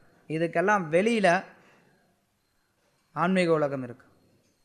இதுக்கெல்லாம் வெளியில் வந்து பிரம்மஜோதி இருக்குது. பிரம்மஜோதிக்கு உள்ளார் அந்த பக்கம் பிரம்மஜோதியில் ஆன்மீக கிரகங்கள் மிதக்குது. அதுதான் படித்தோம். சாத்தியம்தான் கிருஷ்ணர் கீதையில் சொல்கிறார். சாத்தியம் இல்லாத எதையும் அவர் சொல்கிறது கிடையாது. அவ்வளோ தூரம் எப்படிங்க தாண்டி போகிறது அப்படின்னா, அங்கேருந்து இறங்கி வந்து யாராவது நம்மளை தூக்கிட்டு போனாங்கன்னா அங்கே போயிடலாம் நம்ம, ரைட்? அங்கேருந்து இறங்கி வரக்கூடியது தான் இந்த ஹரிநாமம். தினஹினா ஜாத்தச்சிலே ஹரிநாம உதாரில். ஒருத்தர் எவ்வளவுதான் நீச்சமானவர்களாக இருந்தாலும் அவர்களை ஹரிநாமம் வந்து உதாரில், அவங்கள வந்து உய்விக்கக்கூடியதாக இருக்குது.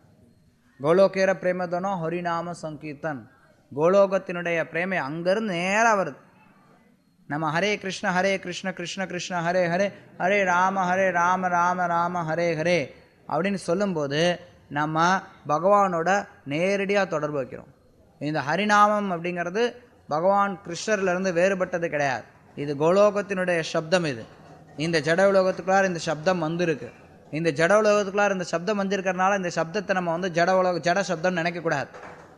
எப்படி பகவான் கிருஷ்ணர் இந்த உலகத்துக்கு இறங்கி வந்தாலும் அவருடைய திவ்யமான நிலையிலேயே அப்படியே இருக்கிறாரோ, அதே அவர் தெய்வீகமான ரூபத்தில் இருக்காரோ, அதே மாதிரி அவருடைய சப்தமும் அதே மாதிரி கிருஷ்ணநாமம் அது போன்றது. அதை நம்ம உணராமல் இருக்கிறோம். ஆனால் அதனுடைய தன்மை என்னென்னா, நம்ம மீண்டும் மீண்டும் சொல்ல சொல்ல சொல்ல சொல்ல அது மேலே நமக்கு பற்றுதல் வளர்ந்து அந்த மாயிலிருந்து நம்ம விடுபட முடியும், கிருஷ்ணரை நோக்கி செல்ல முடியும். கிருஷ்ணர் சொல்கிறார் கீதையில், அவர் உறுதி கொடுக்குறார், நீ இதை செய்ய, நான் உனக்கு இதை செய்கிறேங்கிறார். நம்ம அதை செய்ய மாட்டேன், எனக்கு அது வேணும்னு கேட்குறோம். அங்கே தான் பிரச்சனையே இருக்குது. வேற பிரச்சனை எங்கேயுமே கிடையாது. கிருஷ்ணர் சொல்றார், நீ இதை செய்ய, உனக்கு இது நடக்குங்கிறார். நம்ம ஆனால் நான் இதை செய்ய மாட்டேன், ஆனால் எனக்கு அது நடக்கணும்.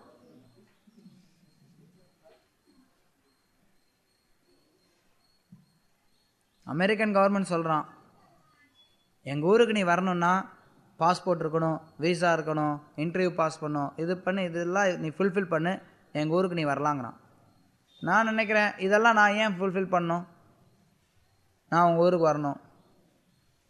ஏன்ப்பா, சாதாரண இங்கே இருக்கிற அமெரிக்காவுக்கே இவ்வளோ ரூல்ஸ் இருக்கும்போது பகவானோட லோகத்துக்கு போகிறதுக்கு விதிமுறைகள் நிறைய இருக்கும்ல.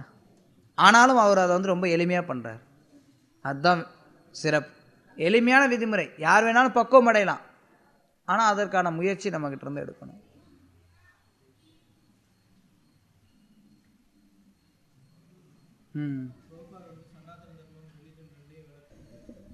ஒரு குறிப்பிட்ட நம்பிக்கையை சேர்ந்த சிலர் சனாதன தர்மமும் ஒரு பிரிவென்று தவறாக கருதுவர். ஆனால் இது விஷயமாக நாம் ஆழமாக சென்று நவீன விஞ்ஞானத்தின் ஒளியில் கவனித்து பார்த்தால் சனாதன தர்மமானது இவ்வுலகின் எல்லா மக்களுடைய, ஏன் பிரபஞ்சத்தில் உள்ள எல்லா உயிர்வாழ்களுடைய கடமை என்பதை அறிய முடியும்.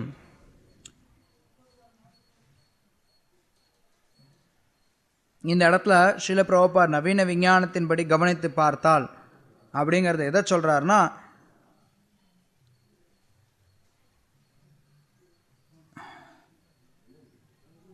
நீங்கள் விஞ்ஞானபூர்வமாக அலசி ஆராய்ஞ்சு பார்த்தால் கூட இதுதான் ஒவ்வொருத்தருடைய உண்மையான கடமை.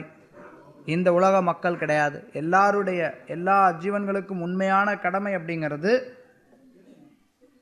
இந்த சேவை செய்யறது அப்படிங்கிற தர்மம். இந்த சனாதன தர்மம் எல்லாருக்கும் பொதுவானது அப்படிங்கிறத இங்கே சுட்டி காட்டுறார்.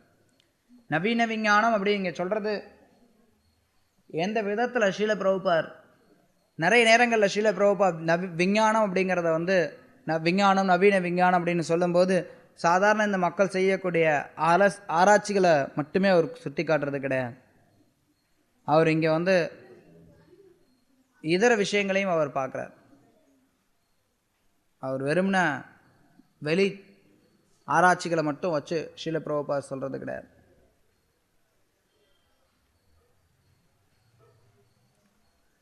ஓகே, ஸ்ரீல பிரபுபாத் கி ஜெய், பகவத்கீதை உண்மை இருவில் கி ஜெய். ஹரே கிருஷ்ணா.